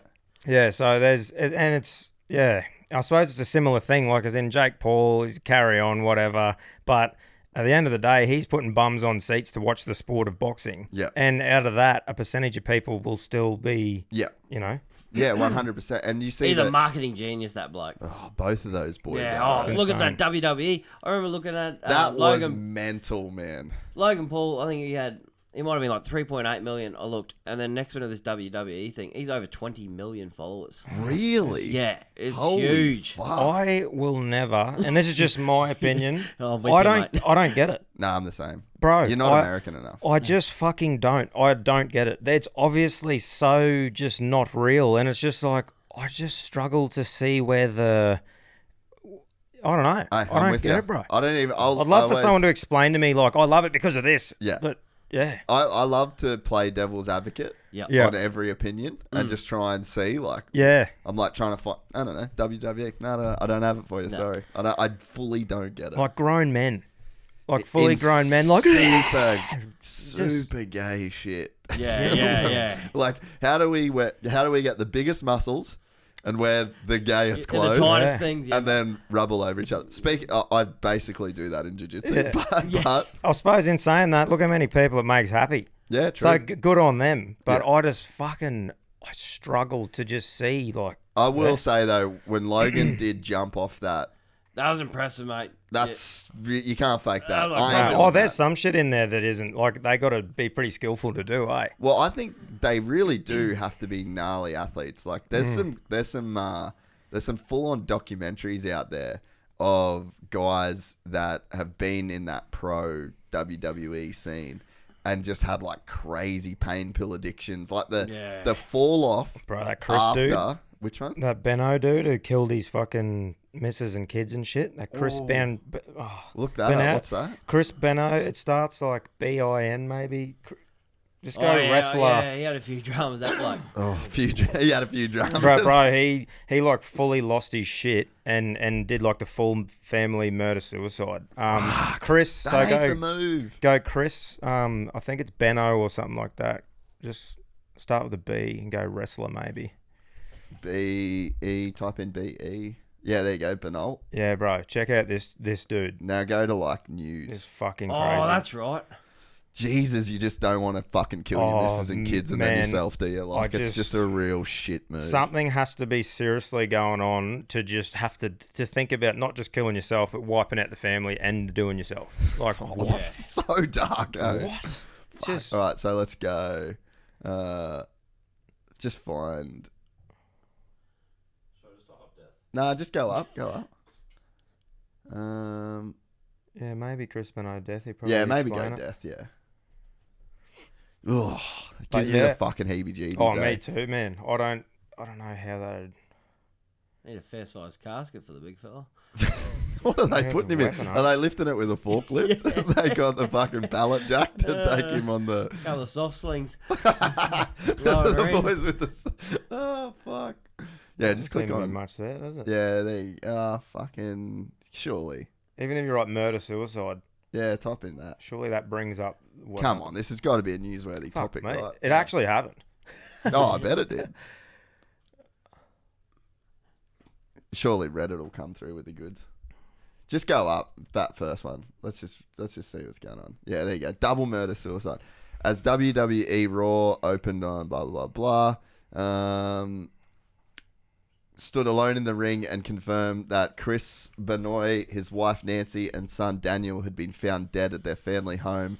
A tribute to the former world heavyweight champion was played. Tribute? I don't know if that's probably like the move. That might have been before they knew what actually happened. I don't know. Could you imagine? Oh, that's a fuck up. That's a full fuck up. Someone's getting the ass there. Oh, could you imagine being that guy that's like, righto, we'll edit all his highlights. Yeah. Oh, we'll have a moment of silence for this fucking psychopath. Yeah, it must be something to do with because obviously they'd be on a lot of. I don't do steroids, obviously, but I mean, fuck off. Be honest. Just be honest. Oh, just a bit. But all that shit.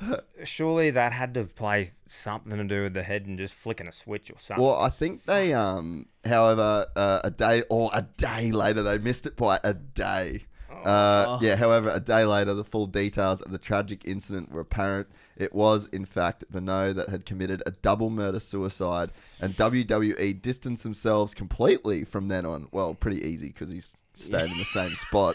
He's not really going to fucking chase you after that, you know? Former WWE superstar who was in the building that night, blah, blah, blah. He had mixed feelings, okay? No shit. Oh, how's that? A former WWE superstar who was in the building that night was William Regal. Regal, who now worked for All Elite Wrestling, opened up about the mixed feelings he had and the thoughts across his mind during that particular day, especially after asking his wife to go around Benoit's house the day prior as they lived around 6 miles apart, which she had ultimately refused because she did not like him. Good judge of character. Yeah, she was fucking bang on that one. How crazy is that, eh? Dude, well, some of it's probably got to do with a lot of head trauma too. Probably, yeah. Yeah, that's huge, eh? The CTE that those guys get. Well, I suppose there's heaps of new studies, isn't there, coming out to do with all that, like in American football and even concussion stuff with rugby league and stuff like that now. Well, I actually think that, and I used to fucking argue till I was black and blue in the face with Americans because I actually really like NFL. I got super into it when I was living there, and it's so much easier to follow living there. But I used to say the reason they get concussions is because they have helmets on. Yeah.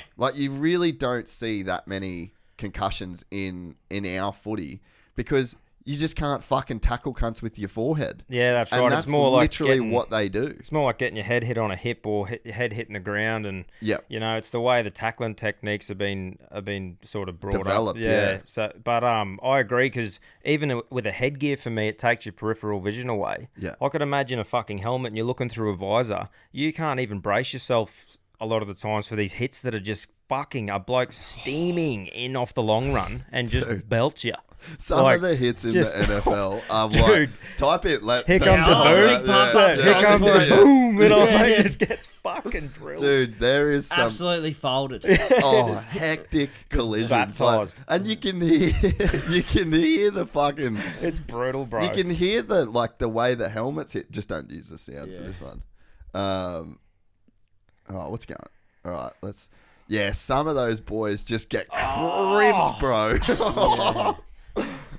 Oh, yeah, man. They don't give a fuck. No. And they're monsters too. And there's not even technique a lot of the time. It's just Throw running your body. and running and just hitting as hard as you can. Look at that shit, like bro. just diving in with the head, bro. Yeah, I used to say it all the time. Like, you're never going to stop these concussions and shit in football if you just let these dudes run into each other with fucking helmets on. Do you know what I am amazed What's happening by? to this guy? Oh, okay. Oh.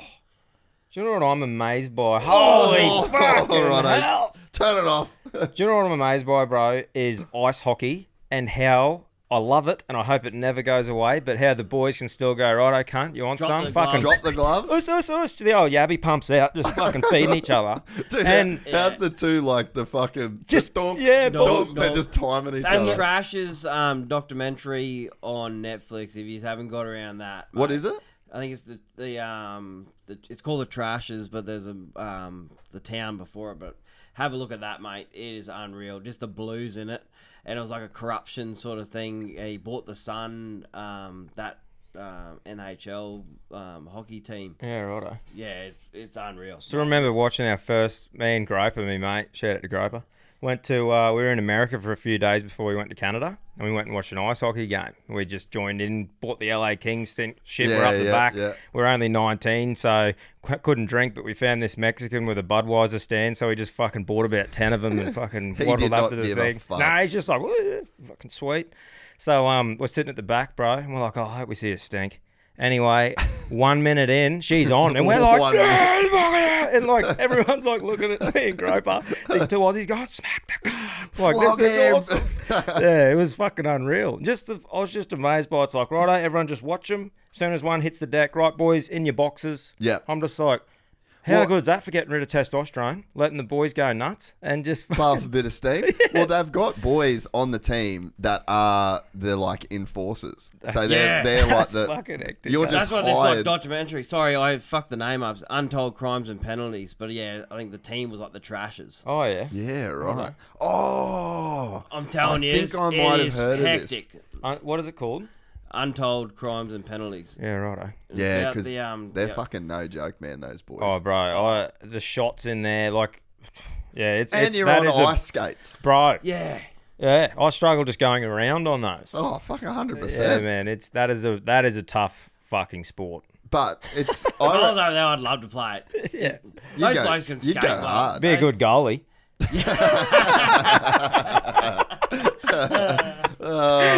Reflexes of a cat, I think he's I trying used to to go say. right Yeah, on the that's skates, mate. I used to be able to throw the old leg over. Glad you have a fucking ice skating rink or We what? used to have a skate centre back in the day. Blew in every now and again. Was it ice or Nah, just the roller. The ice has I been heard there a there's couple of heaps ice times. up there. Yeah. Yeah. Oh fuck yeah. Yeah. She's actually probably calmed down a bit up there. Yeah, right. Mm. I don't know how you go down here. Holy. Definitely old Logan up around Brizzy area. Yeah, look, And I think the hippie. I think here it's just fucking chicks with bags, really. Yeah. Guys with They have bags. fiends for giving- it, eh? Oh Girls my love it. god, bro. Holy. It's insane. It's too much. Like I've know some girls. I've been out of the game a bit now, but I fucking seen some girls where I'm like, you've done more drugs tonight than I think I've done maybe ever. Yeah, yeah. You've gone so hard at this that I just don't know if this is the move. You're a very small blonde girl. Like that's a lot of cocaine. You don't even have to be an all pony anymore or talk. You just wave a bag. Do you know what the loosest? And we come from like a pretty small place, but when I first started going out clubbing or whatever, you know, you'd see pingers around everywhere or whatever. I fucking swear I never saw a bag. Like back there, No, or back whatever. there, no. How old are you boys? 28. 28 Yeah, tomorrow. Yeah, so it was. We just never saw it. I can't remember seeing bags and people all in the cubicle together and all this sort of shit. And then all of a sudden, just good old fashioned pingers. yeah, Oh, whipper. The dirty old biker whipper. Yeah, Barely there's a getting bit of around. that getting around too. but you know, it's just crazy now. It is just fucking rampant. Coke is just everywhere. Like you Dude. go out to a nightclub, man, there's fucking 4 sets of feet in every shitter.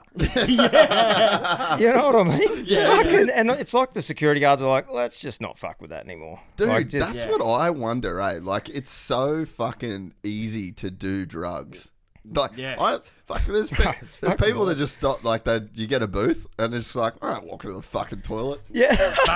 Yeah. It's like, just tie me shoe again. It keeps coming undone. Fuck, I keep dropping me phone, man. Yeah. No, it's wild how it's changed, bud. It's fucking full on, though. And what I don't get is...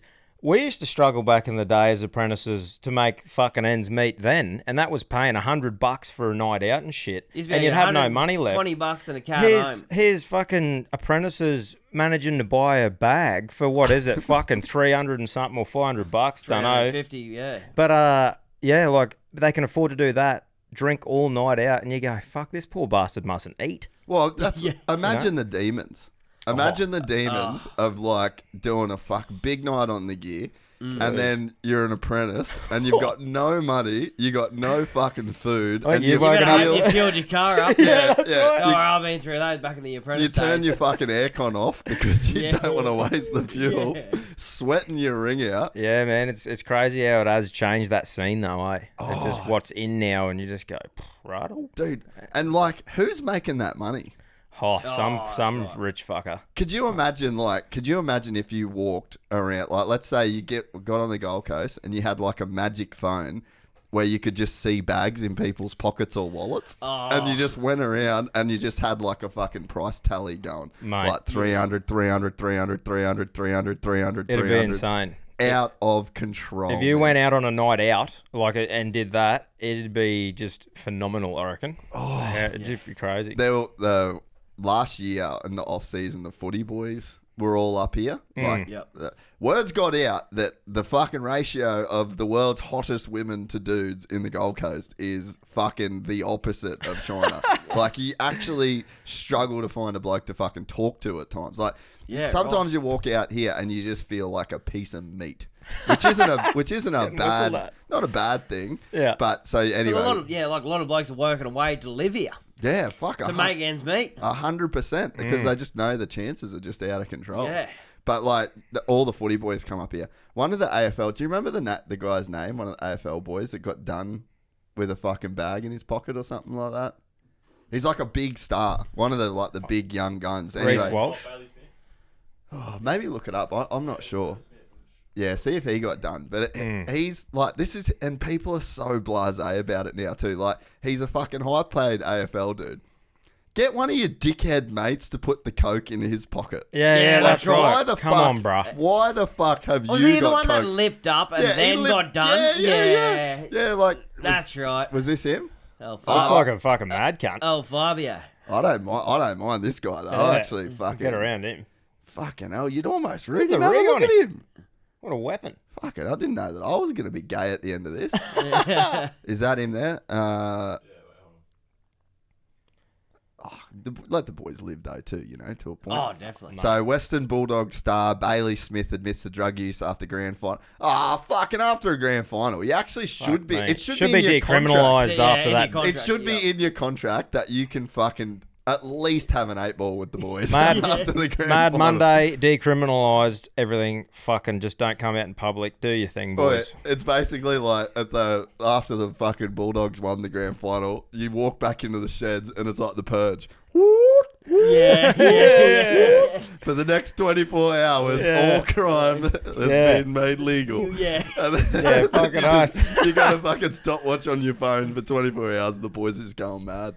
Click into the thing. Let's see if he... I just don't want to say he was the one in the Gold Coast. So not be him. Fuck off. I'm not... And that's what's massive from back in the day. All the old blokes, old footy players and Bro, stuff you like see that. the interview with Johnsy and his brother going behind him off their lemon spread and fucking they're on the news and everyone's like, dude, I remember that. Bro, and it's like, better than Lego. Yeah. And he's just fucking off his head. The fucking good old boy. Too much media these days. You can't get away with nothing. But that's the thing too, I reckon, with like wanting to get into professional sport. I'm sure there's some people that are like, hey, I love the sport, but I'll never be able to do anything in my life. Yeah, I can't be that guy. I can't go and enjoy myself without just getting fucking sniped the whole time. If you just fuck up once, that'd put people off, surely. Yeah, but I also feel like I wonder. I just don't know. I just don't want to say it was him that got caught. Yeah, anyway, there was one guy that got caught, but yeah, he did what you said. He lipped up. I know Reece Walsh that plays for the NRL had a similar thing happen. Yeah, he got told to move on, and he didn't, and then he got arrested and searched, and they found coke on him. Just which if he's you're an only. athlete, have a mate that comes out. These are young men too, though. Like they're 18 or 19, so it's like you learn that shit. Like you go, you got to learn it on the job. Like he won't lip up with a bag in his pocket, will he? Well, it's just you wouldn't think. Come on, bruh. I got a fucking mate. He was the son of one of the mob bosses in LA. Yeah, right. They run it. It was fucking sick. I lived with him for a year. It was one of the coolest things ever. Yeah. But he said something I will never forget. If you're gonna do one thing illegal, don't do two. Yeah, right. If you're gonna speed, don't have drugs in your car. If you're gonna fucking lip up to a copper, don't have drugs in your pocket. That's spot on, isn't it? You know, you can always get away with doing one thing illegal, but you can never get away with doing two. Oh, that's fucking bang on. Sound advice. So if you're gonna do drugs and you're gonna have drugs in your pocket, don't do anything else illegal. Yeah. Be quiet as a church Don't mouse. drink, drive, but if you're going to, don't speed. 100%. Like, that's what you're saying, eh? Like, it's in, don't fucking, Yeah, you can't stack shit up on top of each other because then the cops are just like, mate, you are a fuckwit. Yeah, honestly. 100%. That's one thing that's wild down here compared to back home. If you drink, drive, you're going to get done up in those home towns. Yeah. I reckon down here, they aren't really pulling you over that much. I've never been pulled up here, ever. Bro, we talked about it over the last couple of days. We're just like, it's just fucking madness. Everyone's flying around everywhere. There's like cameras and shit set up, but like back home. Unless you fuck up and crash into someone, you're probably not getting a fucking, drink drive. Back in the rural area, like, you just get peppered, eh? Well, I think it's so like common. And like there's so many deaths that come as a result of drink driving. Oh, bro, back there. Yeah. So it's probably and everything's spread out. There's less cabs, and we've just got maybe 2 Ubers or something back up there. So yeah, a lot more renowned to get in the car and drive yourself home. Yeah, 100%. It's probably more of like a cultural thing down there, bro. too. It's bad. It is a bad cultural thing. Yeah. I got to admit that. Like I've been at piss ups before, right? And like you'll tell people not to do it or whatever, but you know, if someone's rotten, I'd never let them fucking drive. But I've seen so many blokes have like 4 beers or whatever, which you're totally fine to drive, but they'd blow over. Yeah. But they're like, they get in the car. I'm like, what are you doing, cunt? Yeah. And he's like, just going home. And I'm like, okay. Like, you're not going to die. You're not endangering anyone. You've had 4 beers, but technically, yeah, you could lose your life. You're fucking blowing over. And I'm just like, I don't know. I just don't. That's always been one that's like not worth it. Nah, bro. It's not. Because at the end of the day, like, I got a family, man. I got fucking 2 kids, a wife, all this sort of stuff. I have to drive 6 hours to get to work to provide for them. Imagine if I drove and then lost my license and I'm the fucking idiot who now can't provide for my family. Imagine the shit your missus would give you. Oh. Just that alone, mate. Like, fuck providing for your kids. Talk just about head having noise. A listen. Holy fuck. Just having a listen to that Lead shit. balloon.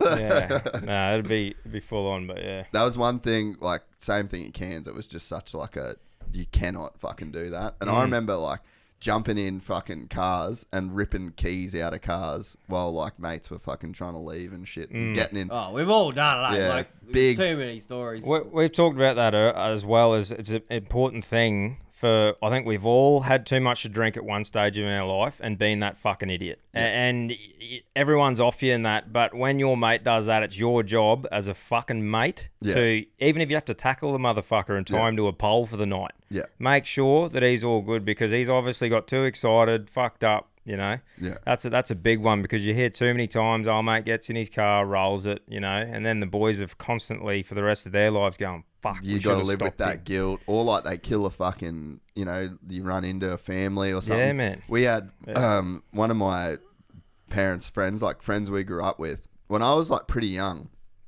they had when they were younger, there was this roundabout, and they one of my dad's mate's brothers died from drink driving. He rolled this car in a roundabout and like killed a couple of the boys. So it was like a big thing, right?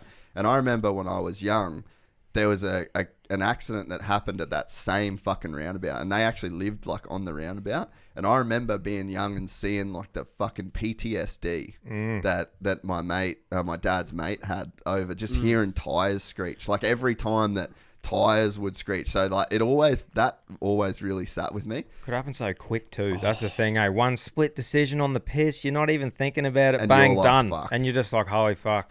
Yeah. And you just can't come back from it. It's wild, eh? I have drunk drive once though. Yeah. And it was the first time I ever drove in America.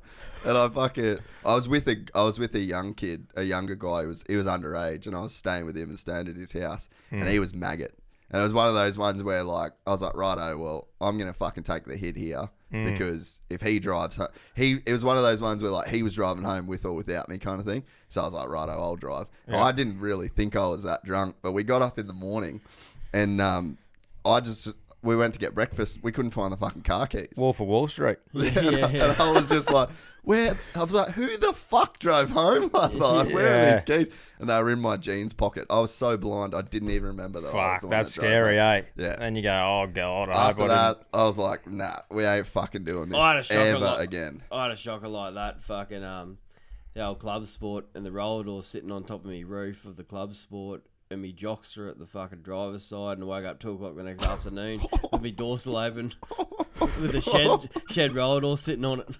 Oh look, that was a big wake up call for me. I'm going, who did I kill on the way home? You're checking the front for fucking bloodstone. Yeah. I hope that was a Skippy. Yeah. But look, you dark, but don't drink drive. I feel like not that many people do it these days. No, I could be wrong. Yeah, well, down this way, there's no real point. Fucking parking. Got Ubers. You got Ubers. Fucking way easier. Yeah, a bit harder up there. But something it is definitely a cultural thing, though. Yeah, small towns, and man, I remember fucking when I was a kid. We'd go camping, like, because we were in Cairns. There's nothing fucking north of Cairns. You got Port Douglas, which is an hour, but then after that, like, there wasn't even much bitumen when we were a kid. Dad, I used to sit on fucking Dad's lap and drive that 60 series. Yeah. And he used to just do the pedals. Yeah. And he'd fucking just slam beers, man. Like on the way home from footy train. Like, it just fucking did not matter, eh? Yeah. Like, so you want to talk about cultural. Like, and there was times back then where, like, Dad knew all the fucking coppers. So they pull him over, and they're like, you're right, Pete. Fuck, no dramas, mate. But now, that's a massive part too, how you were raised and what you looked at growing up. Like, as in, if your old boy was drinking and driving and he was saying, hey, do what I'm saying, not what I do. Yeah. Like, fuck. Yeah. When you look like older, you're doing that, aren't you? Yeah, like, where I've got to, like, shout out to my parents, that's been a massive thing. They just fucking drilled into me, like, oh, fuck. So, without even trying, like, in me, I'm like, nah, I'm not doing it. Yeah. Like, don't drink, drive, you know. Yeah. Where'd you go camping down in Cairns? You go down those boulders and Merrawinnie and all that sort of stuff? Yeah. We used to go down there a bit. We used to go up north a lot. Yeah, like, we'd go up Cape York. We're actually going there next weekend. Yeah, nice. Yeah, on the bikes or? Yeah. Leave on Wednesday, drive to Cairns, and then I think we'll be in Cairns till Sunday, and then Sunday 10 days up and back. Sick, mate. Have you ever been up there? Yeah, I went on a hunting trip years ago now. Pig hunting. Yeah, went up to, like, I think it was called Bamboo Station or something. Yeah, went up there for a week, barra fishing and pigging and that. Yeah. Do you do a bit of that at home? Like, what was the hobby before the podcast? Bro, I grew up hunting pigs with my dad and stuff, but pig hunting has now become this fucking thing. It's like, who's got the biggest cock or who's got the biggest cruiser, or it's like this competition where back when I remember the old boy doing it, man, I only knew probably 1 or 2 other kids at school that dads did it. And it wasn't a competition. It was just, you just went out and fucking hunted pigs, and it's like one of my main passions. Yeah. But now, because so many people do it, it's like a popularity thing. Like, people, and it's a lot of young people, man, poach and do the wrong things and leave gates open and spook cattle and do all this shit. So as a young bloke, it's hard to get onto a property. Yeah, there's so much politics in it, where it used to just be you going hunting. Yeah. You know? So I still love to go when I can, but I haven't been in fucking ages, because it's just all the blocks we used to have around home got sold, and obviously they had someone that hunted, so you lost that. Yeah. And then with hunting dogs, bro, you got to put work into them constantly for them to be good dogs, so your dogs don't get worked. You know, it's just it's one of those things, hunting with dogs, you really need to put the work in to have a good, you know. And did you do knife and dogs? Yeah, dogs and knives, bro. Fucking old school. I love it. It is my favourite thing on earth to do. Have you ever done much like bow hunting or any? Nah, man. I've only done. I'd love to get into it, eh? Yeah, I've only done the dogs and the because a lot of the country that we used to hunt, probably 5% of pigs you saw before the dogs got. Yeah. Because it's real thick. Yeah. So the dogs would smell it in all the shit, and you'd listen. Yeah. And mate, the loosest sound on earth is when you're fucking when she's pitch black. It just still gives me fucking goosebumps. Yeah. You're in the back of the ute, the dogs bail off, and you know when they're on because they just go, pew, and you're like, holy fuck, right. And then all the lights are off, and it just sounds like a grizzly bear getting erupted. It's like, and you're just like so fucking gnarly, head torch on, you know, running in there. Like I've had times, bro, where they've been in a water hole middle of winter. And I'm like, fuck, on the younger side to get in the jocks. And it's just this big ball swimming around with the dogs and shit. And I'm like, well, I need to get in there because it's smart. It's staying on that steep side. Yeah. So I sort of had to fucking dive in and then swim around to the back of it, grab it on the back leg, grab a tuft of grass, sort of pull myself up. And I'm like, fuck, don't have a knife. So I just had to drown it, like just sort of hold it, like hold it under the water till it sort of stops, sort of thing. And it's just like it was freezing cold, middle of winter, like you probably 1 or 2 degrees. Nah, you're just like holy straight fuck, adrenaline. It's just loose. Yeah, that sound, like when you fucking stick one and there's dogs going off and they're ripping its fucking ears off and you're just like, fucking stay still. Yeah, it's wild, man. But in saying that as well, like as in a lot of people look at it bad and how it's just this blood thing, but you know, it's a pretty, like the dogs run in, grab it, hold it by the ear, you run in, grab it, dead set, man, hold it by the leg, you hit it in the right spot, 20 seconds, that pig's dead. Yeah. You know what I mean? Like, I'm not one to just fuck around and it's like not like torturing an animal. Like, people have got to remember these things fucking terrorize crop, stock, fucking cause massive dramas, man, you know? So just breed. And man, like we're saying with the shooting thing, like I said, 5% of the pigs we used to catch, we used to see. 95% of them, the dogs went and found. So it was the way that you sort of did it, you know, it was the most humane way to dispatch of it when you got there. Yeah. So I don't want to sound like it's just like this maniac, you know, but no, it's fucking unreal, man. They're a huge problem, like a crazy problem. Like you look at if you're out in the bush and you look at where there is like a big family of pigs around, they just fuck the whole joint, man. So it is. Yeah, it's just one of those things. That's right. Got to be done. Yeah, man. It's but yeah, that's just me personally, man. That is my like ultimate fucking just to get me going. You know, that's a crazy rush. So how did you boys get to be mates? We did our time together, apprenticeships together.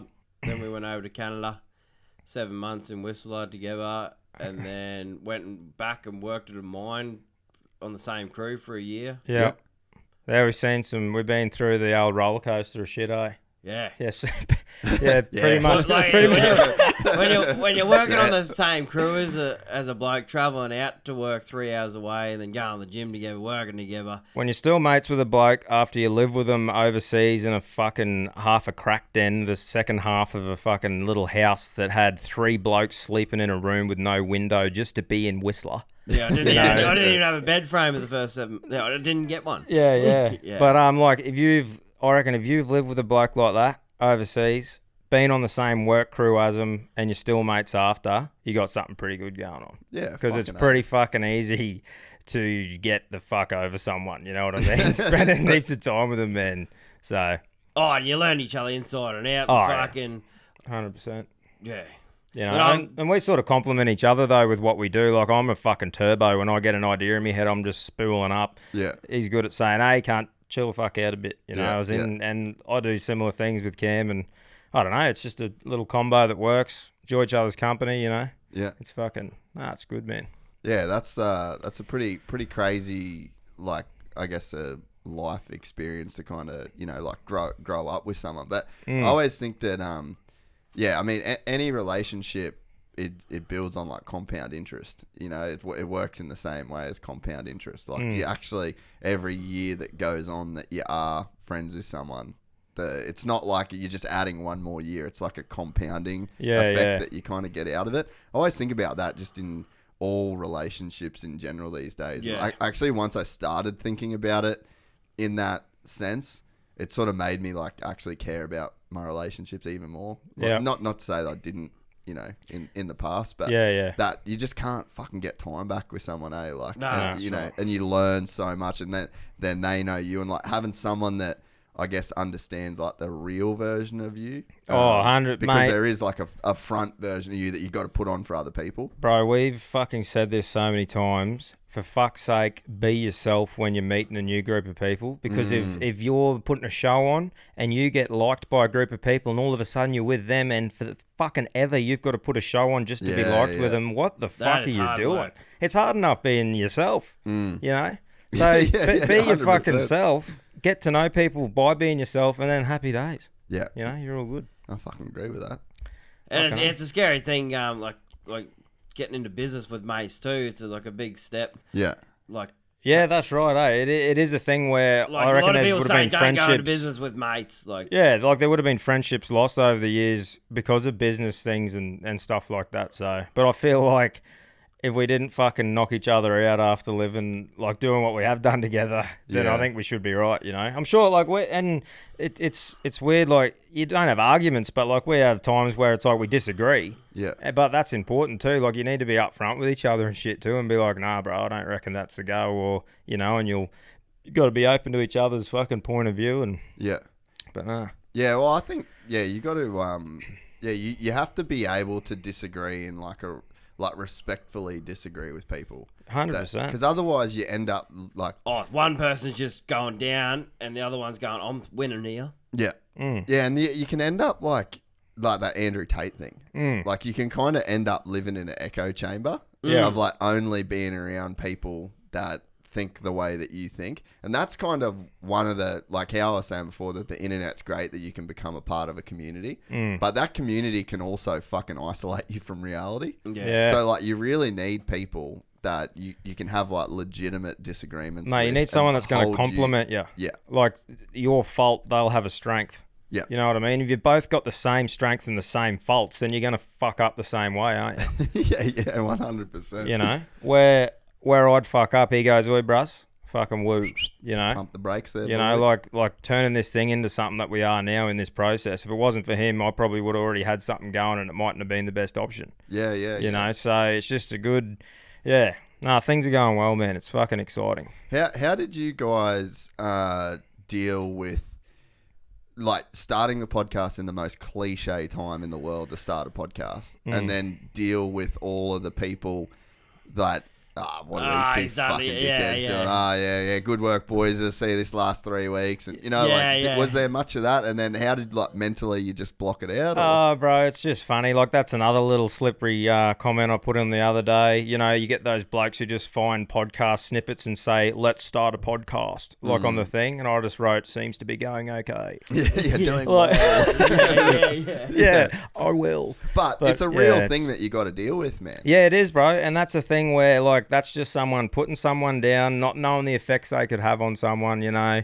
And we're pretty lucky, but our hometown, we know, like, you know every cunt. Yeah. Like, and everyone got around us and go, hey, yous are actually on it. If there's two cunts that can make it, and everyone sort of pumped our brakes, like, yeah. Yeah, they were so good, like, our local thing, because you got to remember, like, even though podcasts were massive, we're coming from CQ, like Gladstone, industrial town. I can't think of anyone else. There's, I think, a couple of people from there that have popping up now. Yeah, which is unreal. But I mean, I feel like it's been around for ages. But where we were, for some reason, fucks me why.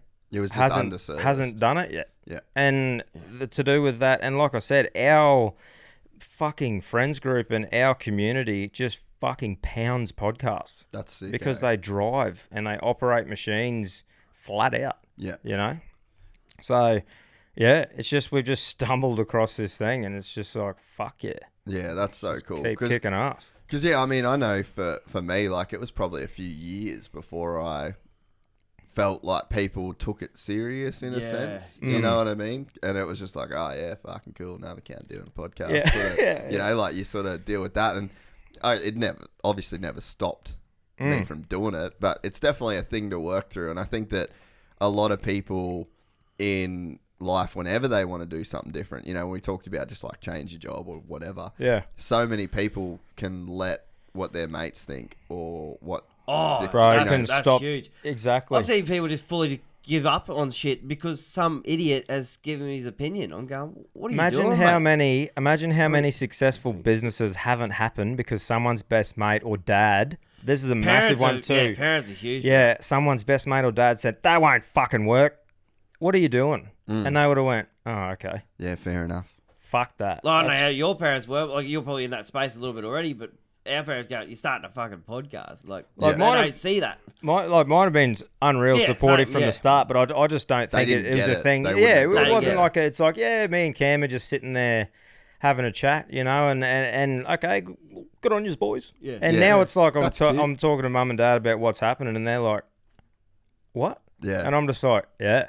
Like, it's fucking, I'm talking shit for a living soon. Yeah, it's on. Like, she's on. We're fucking yeah, that's right. So you're still working away? Yeah, man, I'm still 7/7 in the mines. So are you a machine operator? Or? I'm a fitter, but I'm an operator maintainer. So I work at a wash plant in the mines. I drive, operate a dozer, loader, bobcat, haul truck, and control the plant when it's running. And when shit fucks up, you fix it pretty much. Yeah. So it's a wide range of shit, which is good for me because I'm not passionate about fucking fitting. Yeah. You know, I don't mind it. It's all right. But where I am, I might be driving a dozer today. I'll be on a fucking truck tomorrow. I might be fixing a fuck up today. There's a good little variety to keep me buzzing around. You know, so it's a good job for me that isn't just so super passionate about. You know, because there's some fitters, man, and diesel mechanics that just love it, and that's awesome because fucking good on you, bro. Yeah, like they're the dudes who love just fucking soot and they'll get home and work on their cars. That's right. Shit like that. And I've just never been that bloke, and it's about how you were brought up too, and the old boy, he was into hunting and fishing and shit. That's what I'm into. Where someone else's old boy is pulling apart lawnmowers and fucking motorbikes and shit like that when they're younger, and that's how it all happens, you know. Yeah, yeah. So and so what's your you're not out there anymore, eh? Nah, yeah. So I was doing a similar job, or different mines after that, but I'm back just trying to do the old supervising game, running a few shutdowns and stuff like that back at some of the steel refineries back in town. But yeah, I just bought a tipper and a posi track.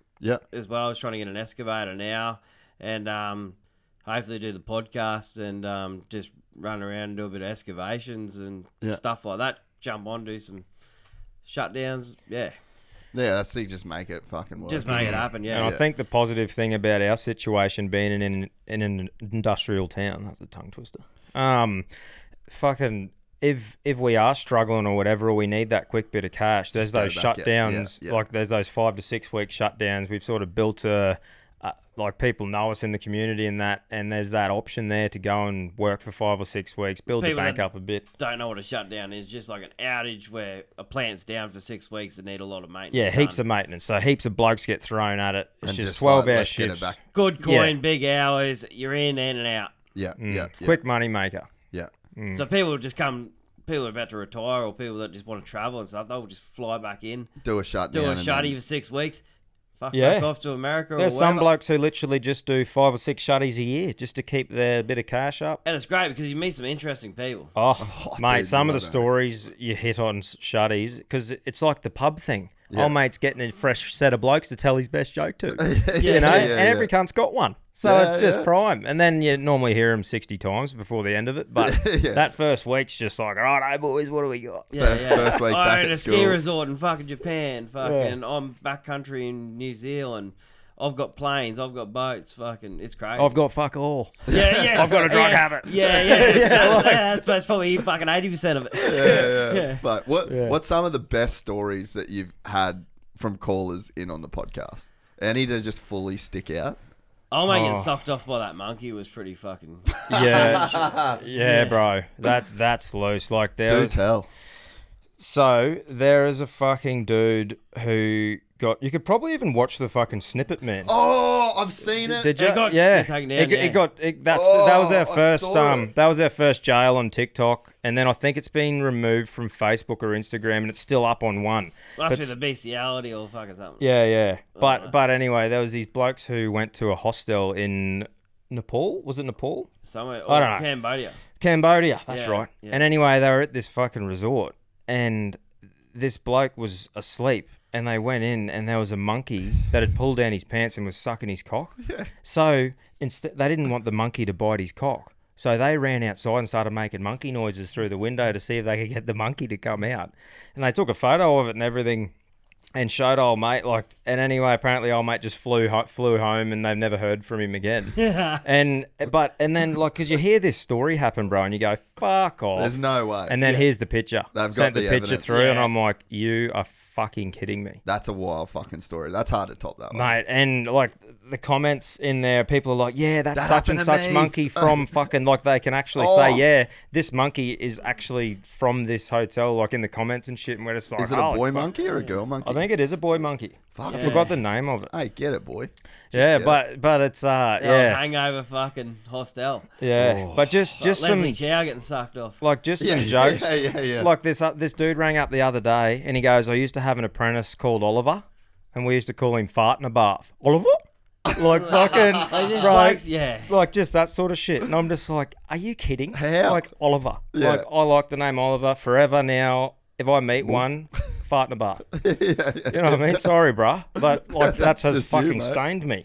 You know what I mean? That sort of shit that you just go, what? That's fucking I know awesome. the sex fuck ups and stuff like that. Oh, It's just that. Oh mate, what was he? Punched Humphrey. Split the shitter and punched Humphrey. So this dude, I've heard that. Yeah, That man. That was huge. This dude just sends in this fucking just well written Australian word smithery. And fucking Yeah, I've never heard that many one-liners in a fucking paragraph. and just fucking the chick about the foot fetish. She Oh, rang that up the was a other good day, one bro. too, And yeah. she's just coming The from a cast. female's perspective. Yeah. This dude she had one leg with Wearing a white. cast and one leg with white toenails. Yeah, a and cast shit. up to the hip. Heck. And fucking white toenail paint on the other one. That was his fantasy. Can you imagine that? Wait, I got to piss real quick. Yeah, I'm no, you're fucking right. teeth. We're talking foot fetishes. Let's just pick straight back Yeah, up. I'll just go. We're on. She's rolling, mate. She stays going. Right.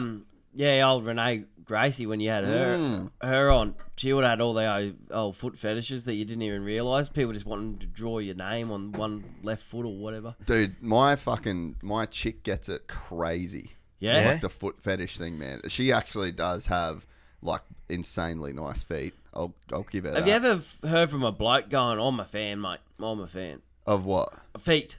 Oh, Like, man. you I'm know, sure like, you know- it's way more common than what. It's I probably reckon. someone in this building that doesn't want to admit it because I've just Griff. peppered. You're not? No. No. What do you like? You don't really know yet, eh? Tits and ass. Tits and ass? Normal. Tits Tall, or short? ass? Are you a tits or ass man? If you had, are you Hey, more of one or the other? You want to know something? Instagram fucking changed me, eh? Yeah. Yeah. Yeah. You're now an ass yeah, man? it's fucked. Yeah. I'm an ass man. Fully, were you? No. Always? No. No, I Good I set was. of tits. Don't get me wrong. I love tits, but no, I always have been. Always? Not us. Yeah. Yeah. I'll just Yeah, okay. fucking. So Nah, I was the fucking, all my girlfriend, ex-girlfriends were the full skinny fit chick. Yeah, with, yeah. The nice titties. Yeah, right. That was Yeah. the look, that Britney Spears, Christina Yeah, Aguilera. Yeah, That's yeah. I'm a little bit older. Yeah. That's my generation. Yeah. And then I remember when my ex and me broke up, she was that look. Yep. The very next chick that I was with, the next succession of girls, Yeah. no tits, massive ass. And I Yeah. was just like, fucking Instagram. Yeah. I literally had that moment with myself where I went, Wow. fucking Instagram. Yeah, it it's just done me. fully got you, bro. It Yeah. has changed your appetite. It's crazy how that can happen. And then it's funny, the fucking feet thing. As soon as my missus is like, oh yeah, I've just got all these boys all these dudes that message me about my feet. And I'm like looking at her feet, I'm like, they're fucking really nice feet. I think someone Instagram, mate. someone sent us a big story, and I struggle to get back to messages. It's fucking insane.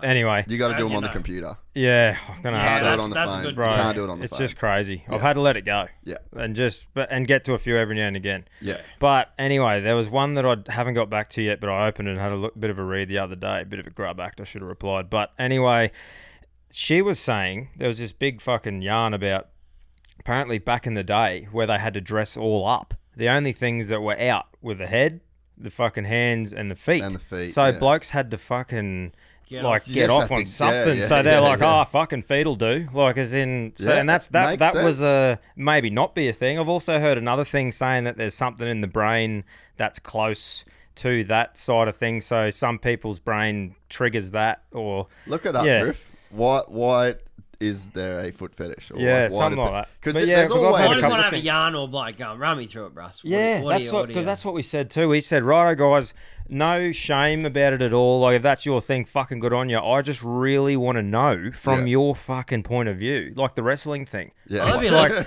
bit of shame. Just I don't get it, and that's fine. But I just I'd love to understand. Look at the old pocket pussy with the foot. All right, let's go. A beginner's why people are sexualizing feet, or what? Yeah, click just go down on one of them. I love this Google thing here. See those little downwards? Yep. Sigmund Freud, Freud knows his shit, claimed that people sexualize feet because they resemble penises. Who has dick feet? Tell you what, if someone's dick looks like a foot, they got dramas. Yeah. Wow. Who is out there thinking that feet look like dicks? Freud, you're fucking off base, I reckon. Let's click into that though. Let's get to the bottom of this. Get to the bottom of the foot. An Arkansas man identified as the toe suck fairy was arrested Monday following a series of incidents in which he allegedly approached women in stores, commented on their feet, and asked to suck their toes. Maybe the penises, the toes. Maybe it's just gay Asian people. They want to stay straight. Yeah. They're trying to be straight, and they're thinking like, righto, how do I just be a bit gay? Yep. Like, how do I scratch that itch? Suck on something big girthy. Some cultures would resemble penises as toes. True. That's very true. Little ones. Yep. Righto, we're getting to the bottom of this. According to Reuters, the culprits, fuck off. Previously served a prison sentence for similar shenanigans. Last time he even pretended to be a podiatrist. Stop it. Wow. Dude, that's a fucking Netflix series in the making, like a podiatrist with like a sick fuck foot fetish. Yeah. Anyway, asked to suck a woman's toes at a clothing store. Though criminal cases are rare, foot fetishism itself is surprisingly common. Academic studies on the prevalence and membership of fetish discussion groups have found that feet and foot accessories are the most fetishized of all non-genital body parts and objects. Nearly half of all such fetishes focus on feet, and almost 2/3 of fetishes for objects associated with the body are for shoes and socks. Freud claimed that people sexualize feet because they resemble penises. Today, a more scientific theory comes from neuroscientist, not going to say that name, director of the Center for Brain and Cognition at the University of San Diego, Wales Vagina. He said he solved the mystery of foot fetishes while studying the brain malfunctions that lead to phantom limb syndrome, a condition where amputees feel as if their missing limbs are still attached to their bodies and that they can move these limbs. He found that the syndrome resulted when a person's body image map, the brain's map of the body, in which different parts are associated and controlled by different brain regions, failed to erase the part of the map that corresponded to the amputated limb. Go down. Is that it? Oh, no. In the case of some phantom foot patients, he found the amputee's brain didn't just fail to erase the missing foot from their body map, they accidentally rewired the map in a way that caused the person's phantom foot to become sexy. Phantom foot patients recorded feeling sexual pleasure, even orgasms, in their missing feet. Heck. What is going on? What is doing? You can do a whole podcast on just fucking this. Fetishes. And cults. Dude. I reckon you could do an awesome thing. Study cults and Fuck fetishes. me. You get deep in that shit. Bro, we were talking about the other day too, because it's crazy with the foot thing. Like, all right, some people with the foot, but like we were saying the other day, is there an elbow bloke out there? Like, is there a knee man? Like, fucking, where do we stop? Chicks have sexy knees though. There is such a thing as like ugly knees. Yeah. Definitely. You can have a hot chick with ugly knees. It look like fire hydrants. Yeah, that's it. But no, it's a I don't know fucking. that we're at the bottom of that, though. I don't know that we've figured that out. Well, that I haven't read that anywhere else apart from that message the other day, but that was that chick's theory as to why, like, back in the day, it's become a thing that, because of the clothing thing, Yeah. They had to see something to find sexy because they would never see a woman undress. You know? Yeah, it is like, it's weird, though, how those, like, with me, with, like, chicks with big asses, like, it's just Instagram. Like, it was just something that I was never that into. And it's almost like slowly culture just, like, you can't help but be influenced by culture in that sense, you know? And then to now, it's like I look at that, it sounds super objectifying, but like that older style of like the Britney Spears, Kristen, that shit just doesn't fly these days, bro. Like, it's one of those things too that, hey, if you're into what you're into, agree. That's fucking awesome. You go for it. Except you're pedophile. They need a bullet. Like, you can't be fucking kids. And don't touch kids. When it comes to that, like, as in anything, that's all good, but you know that's the, like, fuck you. It's just crazy. Again, play devil's advocate though. Yeah. You don't really know why you want what you want. Yeah. Yeah.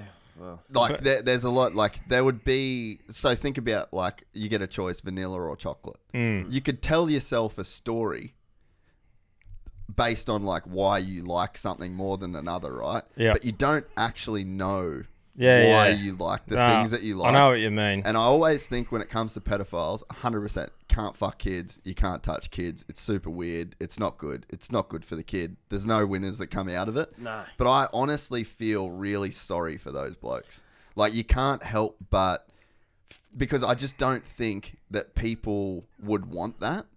You know what I mean? Like, there's not that many blokes out. I'm sure there's blokes out there that do have like fetishes over like maybe even 14, 15, 16-year-old girls, like young girls, you know? Yeah. And that's their thing, and that's what they're fucking jerking off to, and that's what gets them going, and they wish they could do it, and they're probably super ashamed of it, but they just don't know why they fucking like it. And then, you know, like, that's one place where you just don't have an outlet. Like, you just can't. You know There's what I mean? no side that's going to be positive. Yeah, that's a place you can't go there. No. But I feel sorry for that guy. If that's your thing, then it's like, it's twisted and it's fucked up, but I kind of feel sorry for you. Yeah, you know? I can definitely see your point of view, but I just can't get, like, I'm just like, hey, bro, unlucky for you, that's how your brain works. You are not needed on this earth. That's only my opinion, though. Like, as in, hey, I know what you're saying. It's not like, and that's just how they think, that's how they're wired or whatever. Yeah. But it is not fucking safe for you to be around these innocent fucking kids, man. Yeah. You know? No, I agree. I wonder how many guys are out there that, like, struggle with their desires. Probably heaps. Yeah. That's like a fucking prison sentence. Dude, have you seen like, it's starting to become a thing, like the pedophile hunters, like, as in those people who pretend to be kids online. And then say to meet up with these blokes and do like these normal looking dudes, priests, like not just priests, but fucking plenty of priests, and mixed with a couple of others. That's but your second year. Yeah. But like they'll pretend to be someone, and then they'll say to meet him at the shops. They'll rock up with like a bag of chips and that, and they'll be like, "Hey, I'm fucking Ian." And they'll go, and they'll go, "What the fuck were you doing?" Yeah, what are you? And you see these things, and I'm just like, wow. Yeah. And like the punishment for it is it's crazy that someone can do all this time for drugs, or all this can get fucking put to death for drugs. Which are harmless. As in, as an example though, like in other countries, people can be put to death for having drugs on them. Weed or whatever. Yet a pedophile is protected in jail. Like, as in, I know, like you're saying, that's how their brain works. But hey, what the fuck? So his old mate's brain works. He wants to smoke weed. Yeah. You know. Yeah, it's fucking gnarly. Oh, you get deep with it, Epstein, the fucking whole show, mate. Yeah, she's loose. Yeah. Oh, yeah, he didn't kill himself, by the way. Yeah. But yeah, like, I genuinely feel sorry for those people, you know, because, like, I feel lucky that I just want to fucking eat some pussy. Yeah. Like, that's what knows what he so needs. normal, you know what I mean? But even, like, I've probably got fucking mates or, like, extended mates that want to fuck dudes that probably couldn't. And they reckon that's huge too. Like, a lot of straight blokes, like, just go and try it out. Yeah. I know Jeffree Star. Have you ever heard of Jeffree Star? He's like he's fucking actually insanely massive and rich now. But he's a dude that look, type in Jeffree Star for us, Griff. I actually met him years ago before he was super famous. Fucking kooky guy, but really nice guy. But it was an education hanging out with him because he started this makeup line, cunts worth like fucking squillions. But have a look at him. And he's been like this for a long time. Oh, was he on Impulsive the other day? Yeah. So anyway, he would always say that he just loves fucking straight dudes. Yeah, right. And like he told me gnarly like celebrities and shit that he's fucked. Well, Like, I know person bloke was gay. He goes, Camo, I'm telling you, mate, the amount of straight blokes that have hit me up. Yeah. Married, kids, the whole lot. He goes, you wouldn't believe it. That's wild, eh? Yeah. It's fucking. He even dropped like a couple of names, and I'm going, heck, are you serious? Like we, True. Like we said the other day, I'm like I've always said, I don't give a fuck what you do. It fucking makes you happy, sweet. I personally wouldn't feel comfortable in a big, like a gay club or whatever. It's not my style, but you guys go for it, fucking whatever. Yeah. I just, with our audience, a lot of blokes are still that farmer. And I was just saying, if you're sitting there going, fuck, I hate the gays, you really got to have a look at yourself. Yeah. Like, come on, bro. Yeah. It's just, that's how it is. Just fucking move on. Yeah. Like, I think everyone has seen a kid grow up, they're gay. Yeah. From like a manly, a manly real. man, the blokiest bloke you've ever had has a son. That son has always been feminine, plays with, Dolls and you can see it, and you can see it happen, and they're gay. So you can't say that it's not a thing because like I've seen it at probably 2 or 3 separate times now where the dad has been like the fucking manliest man ever. Yeah. And they have a gay son. Yeah. And it's like, you got to realise, like we talked about the other day, if Cam said to me, Bruss, I'm gay, what would change? Cam, over to you. But if he said that, he'd still be me fucking best mate. 100%. Wouldn't shower with him, but he'd be my best You'd mate. stop. You'd stop anyway. Yeah, You'd we'd stop stop doing giving him that. wristies. Yeah, that's right. Yeah. But you know what I mean? Dutch Same runner. as my son, mate. Like my son, if he comes to me one day and he says, Dad, I'm gay, would I be pumped about it? No, I wouldn't be pumped. Would I fucking love him no matter what and support him? Yeah. It's like, bro, fucking, you don't have to love it, but, you got to respect it. No, I completely agree. And it's just like the stigma of like being a straight blokey bloke that, and if you had those urges or like even how many dudes go to Thailand and fuck ladyboys and shit. And it's just like, that's massive, isn't it? It's huge, man. That's crazy. So I think that the real problem is when you like want to, or you like expect that people should like a certain thing. Yeah. Because like you just don't you don't get to choose what you like. You don't get to choose. No, that's a good point. I haven't really thought about it like that. Well, you think about it. You don't get to choose your fucking, you are not alive. And then all of a sudden you're alive through no choice of your own. Yep. You don't get to choose your parents. You don't get to choose what town you grow up in. You don't get to choose what your parents' friends. Yeah. Your earliest mates are your parents' friends' kids. And then you go to daycare. You don't get to choose your fucking daycare. You don't get to choose the kid. Like all of these things, this is the melting pot of life that spits you out the other end, the human that you are. And then you mix about it like that. You mix that with your fucking DNA. Like we're all just playing one big game of luck, and that's what I mean. Like if you're a fucking pedophile, there's no place for you in a functioning good society. No. But at the end of the day, like that's fucking shit luck, bro. That's like, a good way. That's the worst luck. That's a different point I've never heard, so I'll take that on board. Yeah, that is fucking crazy. I know where you're coming from. Yeah. And it's like, as much as it hurts me to say because I just can't think of anything worse, but I know where you're coming from. But that's what I'm saying. Imagine if you were that guy. Like you were that unlucky motherfucker that just wants to root kids. Like that's a lot, and that's a life sentence of that person. And there'd be so many people that would like not act on it,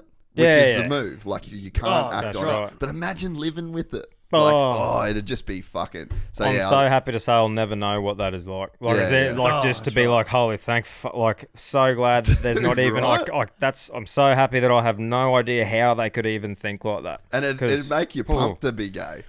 Yeah. Oh, bro, if that's all you got to worry about, fucking laughing. But like I said, we're all fucking lucky we get to eat pussy. But yeah, there'd be so many guys shout out to pussy. Yeah, shout out to fucking. Fucking up. But yeah, it's a fucking crazy thing to think about that, like you just don't really get a say in, like you could be into some twisted shit. Yeah, what's that pro skater? He did a podcast not too long ago, and he's pretty straight, and he goes, I just want to give this gay thing a go. And he's fucking all about it. Unreal. I'm like, I guess you got one life, but fucking not my thing. But embrace it, bro. Go for it, bro. To just again play the other side here. How much easier is it hanging out with the boys? Oh, no, that's right. We've had a few jokes about it a couple of times. Like, imagine the shit you could get done with a bloke. Yeah. Right, Russ, what are we doing? 7 on, 7 off. And you're like, let's go. Let's get the bread. No one's bleeding in a month. Let's keep it going. You'd never get knocked back for a root. Oh, that's right. Oh, stop it. You can think of the house you could build. That's right. Oh, mate. Fucking do the dishes you can't.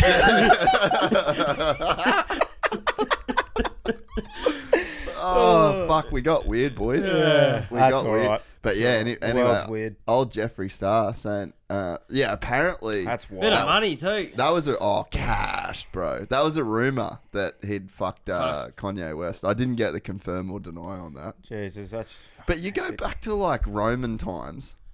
Yeah. Fucking kids was the thing, man. Yeah. And what's up with a couple of the Iraqi countries or whatever? They used to rock up at the bus stop and the boys would stay there and they'd fuck them for fun and then go back to their wives just to impregnate them. You remember that story? Nah. There'd be there's some just weird shit that goes on. Like, bro, the only thing with me, like, I'm like I said, whatever fucking ticks your thing, go for it. The one thing that really I can't get around, it's a controversial topic as well, is the blokes transitioning to women and competing with women in physical sports. I just can't. I just can't, man. It's like, oi, one of you fuckers need to draw the line here soon. Yeah. Because otherwise, it's just going to be a free for all. Yeah. Like, fuck me. Yeah, the market. You know? I just think, like, you're right. Testosterone. Even if you're taking all those estrogen blockers, you're not a male. You natural testosterone. Let's say swimmers, man. A bloke's foot's bigger than a chick's, isn't it? So they got a bigger paddle. You got flippers. Yeah, it's just that someone need, and hey, if you want to transition, you do that. But I think one of those things, transitioning, unlucky, but you can't, like, you shouldn't be able to compete with these people because you have got an unfair advantage. Oh, I completely agree. It's I wonder, are we ever going to have? Grill. Yeah, are we ever going to have an Olympics where there's like male? Yeah, fucking. What we said, dolphin one lane, male, female. Yeah, it's called the mixed grill. Yeah. We talked about that the other day because there was that swimmer who was, and they're going to create this event for fucking everyone to swim in. And it's just like, bro. Yeah. See, my thing is with it, like, if you want to be a swimmer still, but you've transitioned, you've still got the physical things you were born with. Keep swimming with the blokes. Yeah. Yeah, and be that badass chick that fucking... be the chick that beats all the blokes. Yeah. It's funny that the whole, like... What time are you guys starting the next one? 12:30. Yeah, okay, we're good. Yeah. The whole thing that kind of I laugh at with it is that it's like the ultimate unfeminist thing that feminist has to get behind. Yeah. So it's like, if you're a feminist... Yeah. Then you're now advocating for blokes. Yeah, it's wild, to come in and just fuck up all these. And they hate that trans culture coming into the feminist rallies. They hate all that stuff. Yeah, and it's just made up. It's made the biggest problem for feminists. It's like, now what do we do? And that when Bruce Jenner won Woman of the Year, then it's just like, women are so bad at winning Women of the Year that a bloke has to fucking do it. Like, look at the way comedians be loving that content. There's so much you could go off with that. And bro, that's what sparked our yarn the other day when it come up about the chick who's the swimmer, you know, and she was nominated for the Women of the Year award, and it sparked this chat again. And I was like, isn't that the same as a bloke transitioning to a chick transitioning to a bloke, winning the chess comp and winning Man of the Year? Yeah. Is it the same thing? Yeah. It's not like that person has climbed Mount Everest, fucking cured cancer, done all this shit to become Woman of the Year and really deserved it. She's beat some people in a swimming race. Yeah. Like, shouldn't it be about what the person's done, not because they've transitioned and swum with them? Yeah. Yeah, I can... fucking insane. Yeah, and it's just like a weird fucking culture, but that's like what I was saying before. If you don't have people around you that you can disagree with and will hold you accountable, what happens is you slowly get pushed into this little fucking echo chamber, and the problem is that little echo chamber on the internet could be fucking millions of people that have just all found their way. No one's going to disagree with what they say. No one's standing against the... No. And then it's just us versus them, and then they just fucking go to war, and then they find someone that they disagree with, and then you just fucking have it out with them. Everyone needs that little group, eh? Flat earthers. Fucking hell, that's Could you imagine Scientology, fucking religion? Well, it's like in the same way you can't help what you want, you also can't help what you believe. Yeah. So like you actually until it's like you don't know how to count. This is the example I always use. Say you've never been taught how to count, and someone's always told you that 2 + 2 = 5. Well, if you don't know how to count, how the fuck are you ever going to know that that's not the case? But then as soon as you know something, so then someone teaches you how to count, and then you go, fuck, hang on. 2 + 2 = 4. Yeah. You can't unlearn that. So like once you know something and like you know it with all of your fucking whatever your ability to know that thing, then there's no way around it. And then here's these fucking flat earthers or like whatever. That's literally their 2 + 2 = 5. Yeah, like they just actually haven't fucking got the information. And there might be, the problem is they're probably so closed off to hearing new information that they're actually just never going to learn how to count. Yeah. Could you imagine living in a fucking world where you just didn't know how to count and someone told you the answers to math problems and you just don't know how to fucking count? Bro, what happens if one day, right, so there's heaps of religions and that, hey, you do you, fucking whatever, I'm not myself, but that's just me. What happens if an alien rocks up to Earth one day? How you going, boys? What up, do they all go, is all of our stuff not like, because they won't just stop believing in it and be like, there's an alien, that's bullshit. Yeah. You know, I'm not saying the aliens are real or they're not, but I'm saying like it'd be a thing where I always thought that when they're I was not young. always gonna. They're not all just going to go, it's not real. They'll be like, but yep, and they'll make a different. They'll put something else there just because they need something to. Yeah. Which, hey, if that gets you going, man, and that you really believe in that, fucking good on you. But I've always just thought that if we find some discovery that really proves that wrong 100%. I had that. I've had that same thought. How many of these motherfuckers are just going to say no? Yeah. It's just it's like the fucking moon landing thing. Yeah. And it's just like, nah, it's in a fucking studio. It's this. Look at the way the flag's blown. And then there'd be like some alien come be like, pew, pew. Yeah. People are like getting vaporized right in front of you. And you're like, no. This is another one of those government hoax that they're playing on us. And it's like, boo, she's fucking gone. She'll never know the difference now. Yeah. You are right. There would be people that would just deny till you die. Yeah, that's right. But see, I'm open to if something's like, if you got proof of something and I can see it and be like, well, fuck, there you go. Like, then you look at that and go, yeah, it might be real. That's like if you have a debate with someone about religion and that, like, what do you believe in? And I'm like, fuck's me. I don't know. Nothing's been proven to me or what the fuck's going on. We're just floating around on this big ball. Yeah. But, you know, if you want to believe in that, go for it. Yeah, no. But I've thought about that a bit going, what happens? Like, it'd be just wild to see. Yeah, I reckon that we will probably, I don't know. The aliens is like the ultimate one, eh? Yeah. Well, I think when people say aliens, it's like they're expecting Paul off that movie to be like, fucking. But like, an alien is just another being that you know, it could be a fucking, Yeah. Well, that's have you ever seen that massive asteroid that passed Earth a few years ago? No. They reckon, I think it was called like Onomatopoeia or some shit. Like it was like this crazy big fucking, look that up, Griff. Have fun spelling that. Yeah. So asteroid UFO Earth or some shit. How do you be the cunt who decides the names for this shit? Like, I want to be the bloke who names hurricanes, cyclones, fucking tsunamis. That'd be sick. Imagine just coming up with that shit. Who named it that? Who is it? Which fuckhead named it that? Or is it 5 people that argue over it? It's Tracy. It's Tina. Yeah. We used Tina back in fucking... Imagine Cyclone Karen. Be fucking category 5. Every fucking cyclone. That started a category 5. Yeah. Every cyclone should be called Karen. No one wants a fucking Bro, cyclone. Why is it all women's names too? I'd love to see some stats. Most of them, isn't it? Well, no, doesn't it alternate? I think it goes does it? one. Yeah, so right. they go the letter.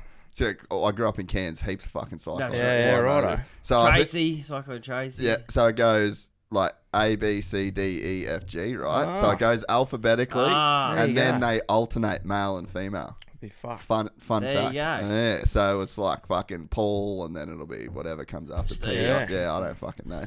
That's wild. Asteroid UFO. That's not how you spell asteroid, but that's fine. Google will fix you.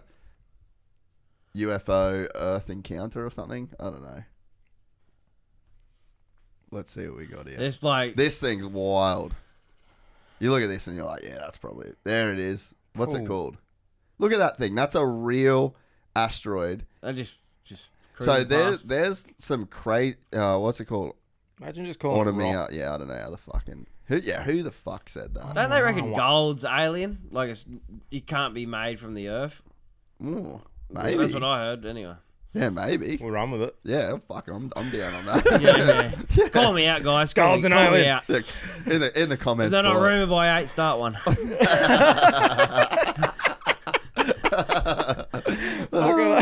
So yeah, go into that one. Let's fucking click into this. Wow. Bible. So did this thing pass through like? So the theory is that this is an alien probe essentially, right? So basically, you know what you were saying, like it's not going to look like a fucking disc with the people with the glass head and the fucking, you know, Yeah. it ain't going to look like that. So they reckon this is, all right, I'll just read it. A mysterious cigar-shaped object spotted tumbling through our solar system last year may have been an alien spacecraft sent to investigate Earth. Astronomers from Harvard University have suggested. The object nickname Onomona, I don't know how to say that, meaning a messenger that reaches out from the distant past in Hawaiian. There you go. That's how you get to How that. the fuck do you cram that in one word? Yeah. Anyway. Fucking great language that's Yeah, awesome. when a word means a paragraph, you're fucking really trying to say. What are you going to do with all that time you saved? Yeah. It was discovered in October 2017. Well, it was discovered in Hawaii. Okay, we're linking some dots. Since its discovery, scientists have been at odds to explain its unusual features and precise origins, with researchers first calling it a comet and then an asteroid before finally deeming it the first of its kind, a new class of interstellar objects. Close that ad, and then we'll scroll on down. A new paper by researchers at Harvard Smithsonian Center for Astrophysics. Oh, how'd you been going out to the fucking uni bar? And then, Yeah. What do you do? Oh, look, I work at the Harvard Smithsonian Center for Astrophysics. Bro, this is the other thing. Imagine, so let's say they have seen something, right? They have discovered something that they can prove that something's going on out there.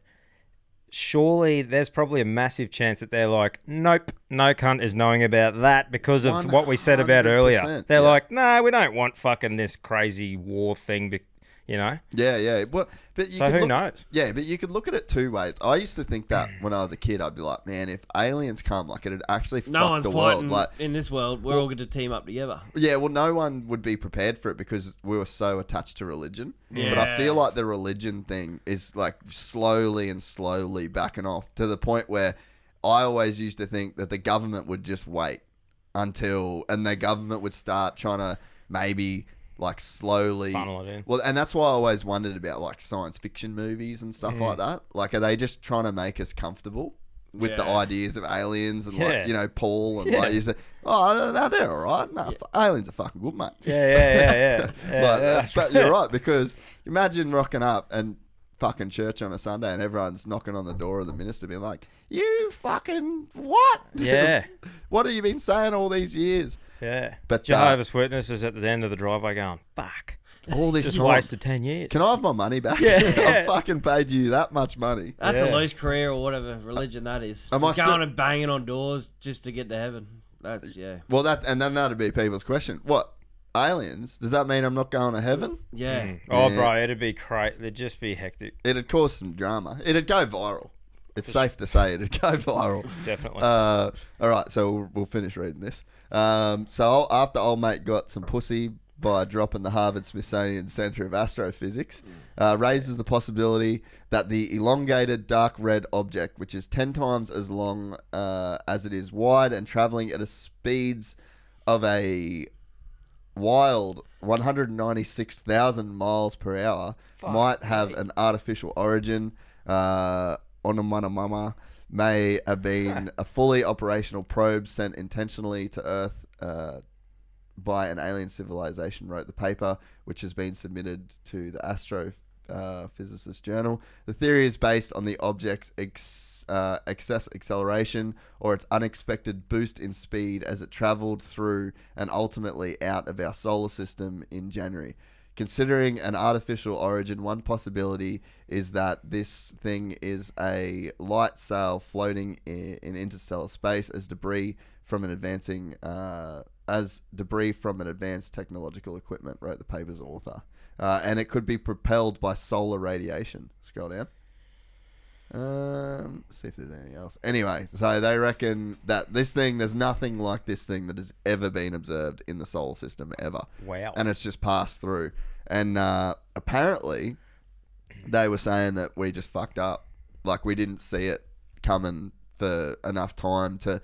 They reckon there was like at the same time they were getting this, there was like some strange frequencies and shit that were like that you could hear. So it's almost like a probe, you know, but we just fucking missed the boat, didn't do anything about it. See, things like that, and like I hear some conspiracy theories, right, and I go, hey, that could probably make sense, but I go, I haven't got enough room in my brain. Like, you see people who go full on into it, and they make some good points, but I'm like, bro, I can't live my whole life just trying to convince everyone, look, like this is happening, you know? That's what fucking COVID did, man. Yeah. That was the worst thing to come out of COVID is like, I actually just unfollowed a dude the other day on my personal Instagram where I was like, bruh, I can't, man. Yeah. He found out that weirdos are weirdos. Like, you thought he was a little bit strange, and then COVID came, and then he's just amplified the shit, man. And like there he is. The chemtrails and the this, and it's just like, I don't know if I need this. Like, I don't know if I need all of this. And I feel like if someone's onto one conspiracy and they just really are passionate about that one, that they'd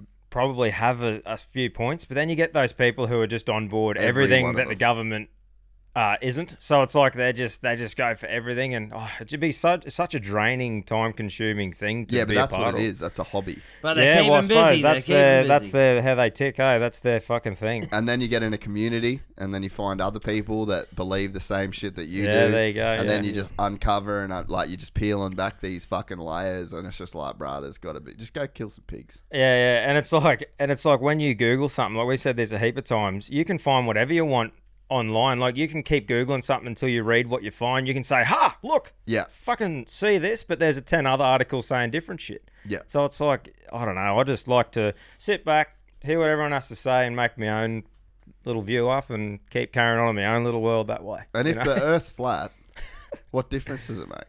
Yeah, no, that's right. I mean, obviously the Earth's not flat. It hasn't changed my life. Because you can sail around the cunt. Yeah. Literally go into space and see a big girls ball. have done it. Yeah, I don't know. There's fucking, people love it. It's fucking insane, bro. Well, I've loved doing the fucking podcast with yous. Fucking nice, man. I had a great time. Great. Yeah, this was a great little score. I'm bummed that you're second guest. Obviously, hopefully you'll get Linny back on at some point. Yeah, bro. Yeah, Just had a kid. Mate, shout out to him. Congrats, having a kid. Great man. Yeah, we've had Forzy on before. We'll have to get him on again soon. And another great man. He is a great man. Got great chat on him. He's a good fella. Chat. He's honestly one of like the good people. He is, mate. Yeah. He's one of the blokes like Fisher, but comes into a room, radiates fucking morale. Yeah, great bloke, and huge cock too. I don't know. Huge, mate. Don't worry. Comment on that big Egyptian cock. But like Sultan. Yeah, but man, like he come and did an episode with us when we first started. We were in the end of Cam's shed with a fucking portable aircon pumping under the door, back sticking to the chair, and he just sat there sweating his doot out with us, just pumping this episode out. We were nothing, and he's just like, "Yeah, boys, this is awesome." Like, started giving it jumped on board with vodka soda, helped us do that, and supplies us with piss and that sort of thing. So, mate, I've got nothing but good things to say about him. He's a bloke that just supports other people having a crack. Yeah. Which, if I can do the same thing now, I'd love to do that. That's like if we can go on other podcasts, use our platform as well to help other people having a crack. That's what I'm all about. It's like fucking people can have a go and do shit. That's the funnest thing in this game is just networking with people, meeting new people. It's just crazy. It's awesome. Yeah. Yeah, no, he's a good man. And what else is coming up? Like, have you got some cool shit kind of in the horizon? And Bro. Or are you in that stage now where you're like really, you've got to decide the next move to sort of set up everything? So pretty much our lives are pretty full on at home at the moment. So we know what we can do and keep doing. And we've sort of got to set our lives up so we can start doing new things. Like I think we want to start doing a couple of events, like run like a smoking event later in the year, like smoking meat and shit like that, and have maybe gay. beer Olympics. Beer Olympics, like Yeah. Sounds pretty gay, boys. Just random shit, meat. just random shit. Yeah, just I don't know. Start building that way. Go get other guests on and shit like that. And just build little businesses off it, products that we're don't put all about. the eggs in one basket. Use what we've got now. Invest. Like, That's right, and just have fun with it. Well, that's like we said. Keen to have a chat to you later about because obviously there's levels to what we're doing here, and we're at the moment we've got a potential to move to the next one, but it's just about doing that smartly. How you do it. And we've credit to Cam, we haven't rushed into it. And we've just sat back and we've got a lot of offers on the table to just fucking chill out. We've done it for this long now, enjoying ourselves. Now it's learning What's the the business rush? side Let's of fucking it, go. contracts, indemnity insurance, all this sort of stuff you got to start figuring out. Is a partnership going to work? Do we have to go to a company? Yeah. I think my advice, for what it's worth, would be stay independent and just play a long game. Yeah. Like at every chance you can get, it sounds weird, but it's almost like at every chance you can get to just stay slow. You know what I mean? Like have that slow kind of build.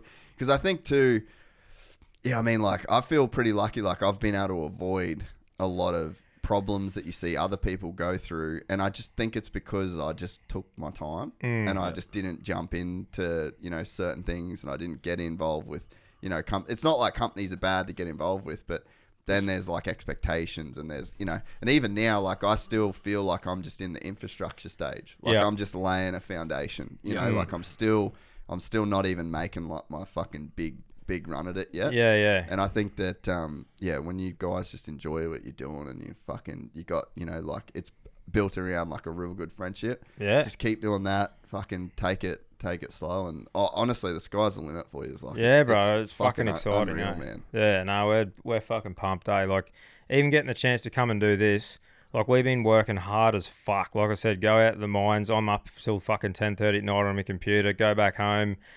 2 episodes a week during the days off. A lot of the time, Cam's getting home at 6 from a shutdown, straight into there, recording. He goes that way, I go this way. It's like we seem like we're sitting there having a chat, but that's the only time that we're doing it. All this shit, and it's built up for us to have this couple of days coming down here, getting to sit down with you. This is fucking amazing, man. It's the most time I've had in months. Yeah, that's and like so good. And yesterday, jumping on with the Bloody Brilliant Beers boys, like at the Caxton, just networking, meeting new people, spreading what we're doing. Fucking, it's just, I think this is like a little teaser to potentially what we can do, and it's fucking exciting. Honestly, man, like it's a crazy game to be in. And you're just doing such good shit. Like, and I'm glad you said before you're trying to set up your life to do more. I think that's the other thing that people maybe miss sometimes, is like they just go all into something, but you don't have everything set up on the back end. Like that's honestly, like when I talk about infrastructure, like I think that's still where I'm at. Is like I'm literally just trying to dial my shit in, because there is a point where shit ramps up fucking quick, and it's almost like it stacks on top of whatever foundation you've built. And so if you haven't built a good foundation, you're gonna get all this shit, and it's like fucking shaky ground. For example, man, like what's happened with us, it's been unreal. But then we come and visit you today, and we go, right, this is the fucking where we want to get to. You know what I mean? We want to have a spot like this, like you've set up, man, all the stuff, have guys behind the scenes helping us make the best quality product we can make. And, this is where we want to get to. So it's been unreal experience. So thanks heaps for having us on. And, showing this and being able to talk to us about it, because it's definitely, we'll take a lot out of this, man, for what we can build ourselves, cool.